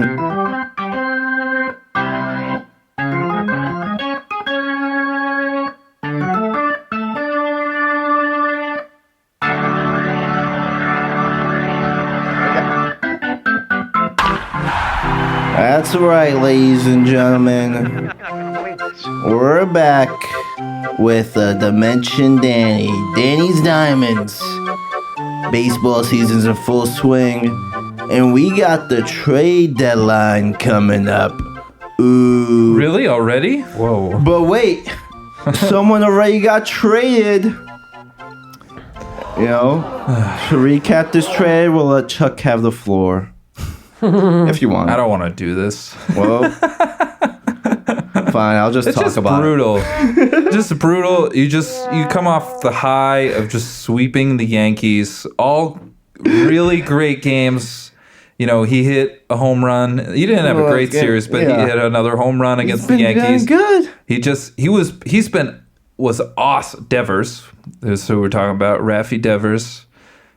He had been awesome. He'd been one of the since the beginning of the season, one of the best hitters in baseball after that awful start. And yeah, they just shipped him off for some peanuts and some cash. Cracker Jacks. It's just an unserious organization. This is what they are now.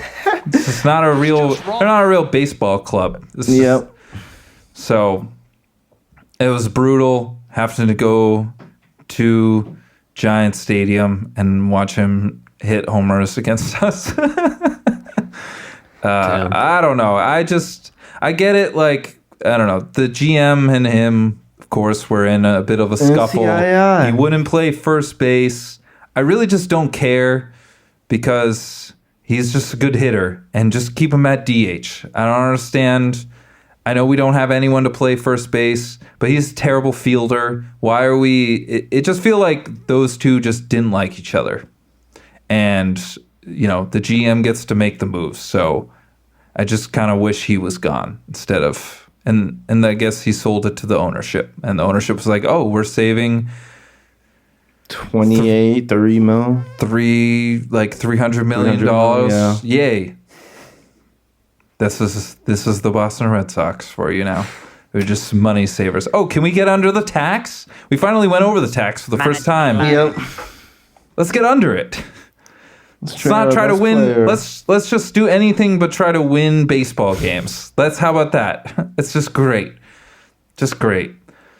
Yeah, I don't know. It's now a totally different time. They're like, I don't think they're trying to make the playoffs. I don't think so. And we had it. We were on a little stretch there where we were playing great baseball. Like, we were playing the best baseball we played all year, and then they trade the best hitter on the team. And it's just not easy to replace the best hitter on your baseball team. No. And a hitter like that who consistently mashes, especially now that he doesn't have to field. All of his deficiencies are kind of out the window. So it's just, I don't know. You know, you can look at our like young little prospects, but you know, you just never know with those guys. You don't ever know what they are, and to get rid of a sure thing, like Rafi Devers was one of the better hitters in baseball, to just get rid of him for, I don't know. The return is just mid. Couple arms. Couple guys. Prospects. You never know. You might never hear from ever again. Yep. It's just, this is malpractice. It sucks, man. You guys just went through this with Mookie 5 years ago. I know. It's like, I feel like it's almost worse. Yeah.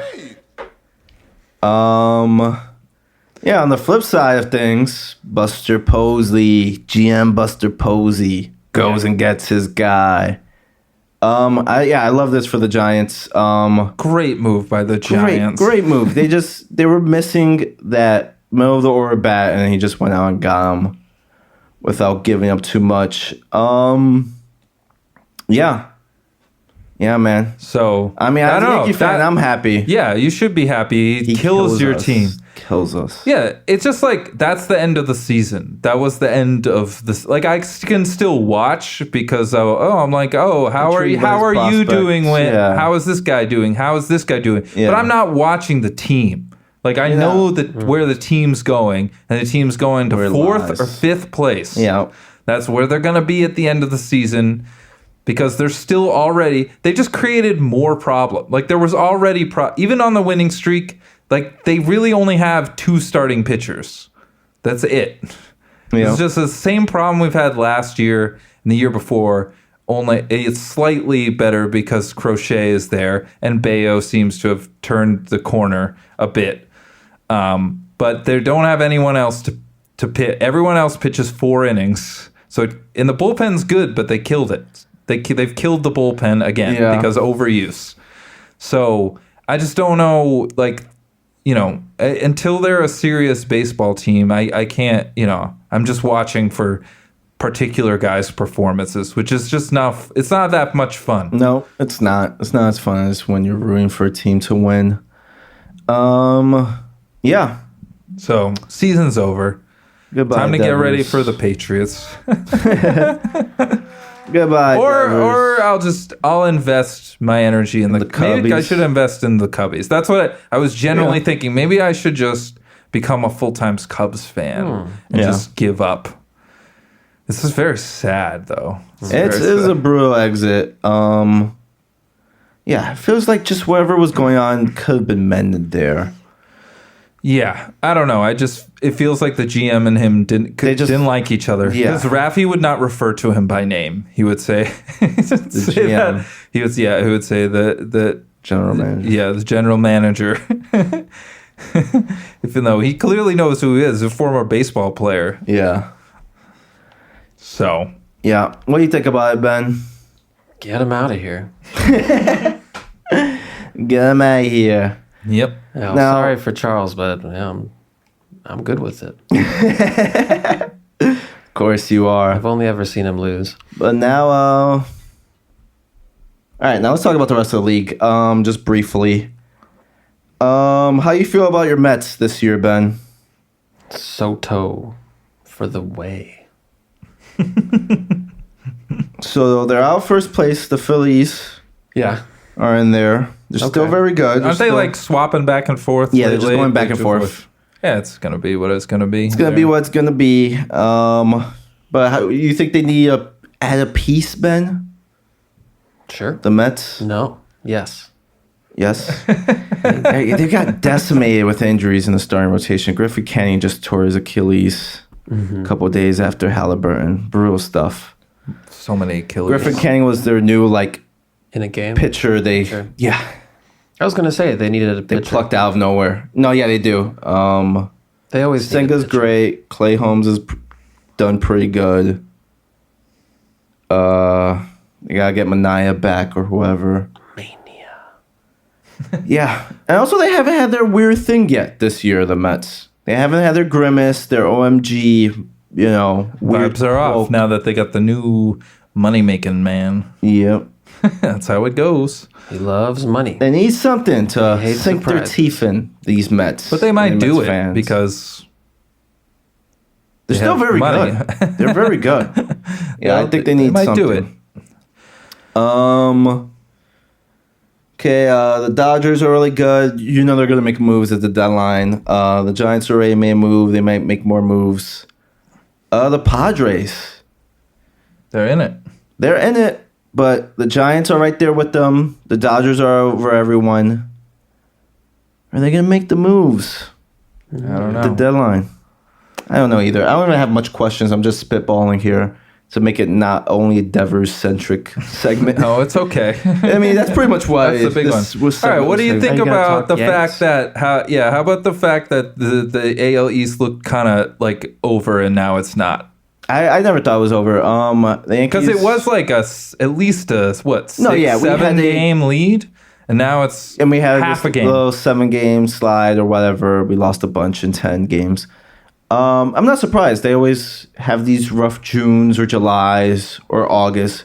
Doesn't surprise me. Our bats went cold. Judge went a little cold, which kind of caused He a lot of can't other take a day bats. off. If he takes a day or a week off, Well, that's not true. That's not true. We're deeper than we were last year and the last 3 years, just in general. And we have a more balanced bat.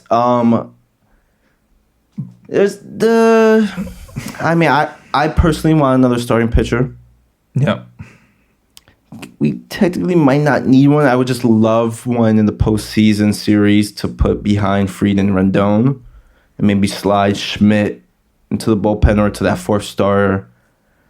But yeah, our pitchings look good. Our bullpen, other than Weaver, who just came back, is not someone I trust. And I would like another bat. I don't need another A-plus bat, though. I'm kind of okay with our lineup despite it going cold, and that's why we lost all those games. Also, I think Tampa and Toronto are kind of good. When Toronto was playing the Red Sox earlier in the year, I was like, I kind of like this team. They got good pitching, and both like those if the teams have bats pitching. wake up a little bit, I kind of like it. I like those teams. Toronto. I think they're going to be good. Has been really bad for them this year. It's one of the worst signings. But everywhere else, they've looked solid. Maybe they need another bullpen arm. Every team needs a bullpen arm. Every team, my Yanks, too. Maybe they can trade. They can have Chapman. Really? Yeah. Well, Chapman's been great. Yeah. You think the Red Sox are going to trade Bregman? No, I think they should There's some sign rumors. Bregman. Yeah, that's another thing that's really unhelpful, I guess, is that Bregman's just He could just opt out. And the injury. But he said he's open to a long-term deal. So it's up to the team. Again, are we a serious baseball team or are we not? Because if we are, sign the guy. He's really good. Yeah, I'm with you. Orioles got to sell. The Rangers, you could buy. The West is a little up in the air. Some of those wild card spots are a little up in the air. I'm not convinced by any of those Central teams other than the Tigers. Yeah.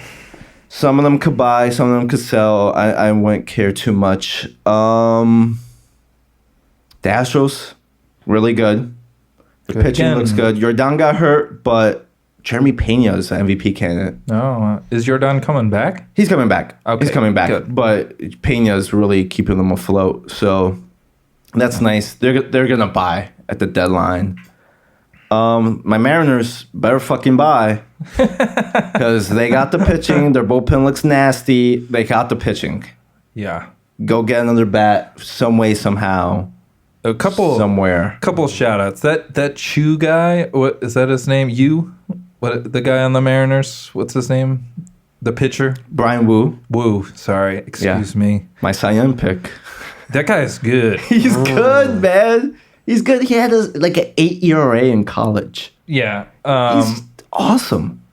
He's great. And you know who I also really like is Boz from the Rays.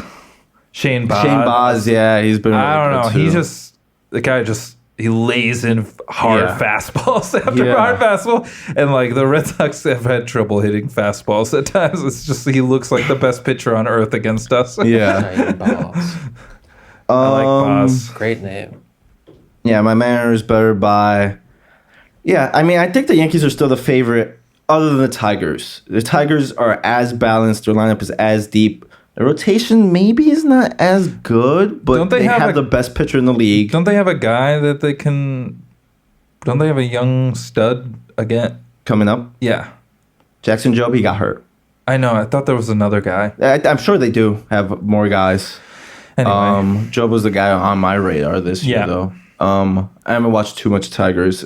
I feel like when I watch them, it's Google pitching, so they're getting nationally televised, and he's just dominating. He's gonna win. He's gonna win the Cy Young again. But their lineup is fucking good, and it's deep and it's balanced. I like them. Yeah. And then Rays, Blue Jays. Why not buy? Why not? In the National League, I gotta give a shout out to this Brewers pitcher, man. Also, the Brewers, they're still in the thick of it. They're coming. They're coming. making that classic Brewers run. They're coming. But this Brewers pitcher, Ben, they got a 6'8", skinny, like freak lefty. 1-15. Oh, yeah. Oh, who's a pitcher or what? Yeah, he's the new Skeens. Oh, his stuff is everywhere. Is the guy who beats 100 miles Skeens? per hour. Wait, no. I don't know. I don't know. Maybe. Also, do you think Skeens should be traded? That was a big topic of conversation for all the talking heads for a month. The only reason we're talking about be traded is because, like I said, the Pirates will suck and they will always suck. Yeah. And so the only reason you're trading him is because of like public pressure or whatever, or you're just a dumb baseball team, or you don't want to invest in your baseball team. But I don't see. I think that's silly. Why would you trade him? I'm with you. I wouldn't trade him at all. He's your one draw. That's the only reason that people even know anybody on the Pittsburgh Pirates is because of the pitching is good this year. They just didn't spend any money on bats, so the fact that now they're going to be sellers, one of their big bats they're selling is IKF. IKF. And guess what? I want him back on my Yanks. I want the redemption story, baby. Wow. I don't need McMahon or Ronaldo. Give me IKF, baby. I want him. And also, throw in one of those relievers in that trade. I would love that. One of the relievers. Brewers, the East, Braves. It could be too little, too late, but they're still gonna be good throughout. Also, there was a rumor that the Braves offered Ozuna and like prospects for Devers. Yeah, I don't know what's going on there. I thought maybe the Red Sox asked and the Braves were like, nah. They asked, but I think the Braves want them to eat some of that money. And the Red Sox were like, nah. Yeah, we'll figure it out. Cheap ass motherfuckers. They would have had a good bat with Ozuna. Ozuna's awesome. I know. It's like hard to find a middle of the order power bat. I mean, it's possible, Roman Anthony's that guy, but he's just like, it's a prospect, you never know. Time. Yeah. Well, this is another National League team. And your Cubbies, man, I think they got by, and I think they got by a big way with the pitcher. They better go for it. They've been too middling this middle trek for too long. Tucker could just walk next year. You gotta go for it now. Go for it now. Padres, Dodgers, and Giants, the Phillies, and Mets are really good, but you gotta go for it. All these teams just gotta go for it in the National League. All those teams I just mentioned. And that's it. I think it sounds good. That's it. My D-backs, man. No good. My D-backs. I picked them to go to the World Series. You never know. Did you really? Big run. Yeah, I did. Yeah, they're having a sad season. Without injuries. You never know, though. Oh, yeah. Gordon Burns out for the year. Carroll got hurt. Tough. Tel Marte was crying on the field because someone brought up his late mother. So a fan heckled. Immediately banned him, by the way, that fan, the White Sox fan. Love that, man. What are you doing? Get out of here. Why are you doing Get him out of here. We don't need that. We don't need that. And I kind of want to see Kelly go to a playoff team. The D-backs. But keep Gallen, maybe. I don't know. That's it. You ready to call it here? Yeah, let's bring it to a conclusion. You ready to go to the bar, Ben? So ready for the Let's get out of here. I'm so ready. Hey, we're not starting at 8 o'clock, but we're ending at 10. It's not bad. 24. It's acceptable. Yeah. It's acceptable. Thanks, guys. Sorry we put you through it. No, You deserve it, though. Yeah. Whatever we put you Well, what are you going to do? What are you going to do? Can't Any closing remarks before your big trip? Yeah. You want to say goodbye to the fans? Hey, fans. the listeners. I've had a good time being with you in the same city and country and sharing pizza slices and things like that. I love our little meet and greets, and I'll sign any merchandise you want, but not next month. Thanks for listening as always. Thanks for tuning in. If you've made it this far, you're a real one. That's it. Thanks. That was sweet. And keep an eye out for my beverage tier list coming later this summer. Ooh, we still got more content on the way. That's right. It's not all basketball, baby. We're going to have a free agency recap next time. We're going to have fun shit we're going to throw at you guys for no reason. Keep an eye out for us. Yeah, No Shots Pod. All the characters you know and love will be coming back. Played by the same people. Exactly. The same goofballs. Same new look, same old pod. All right, take us home, Ben. No. Give me the ball, damn it. Say the thing. Good luck and good night. The No Shots podcast is brought to you by Dank Delish Coffee. You can find Dank Delish coffee beans at dankdelish.com and have their deliciousness shipped right to your lovely abode. Start your morning with a cup of delish. You can also follow the No Shots podcast on Spotify and YouTube. Like and comment. Thanks for listening to the show.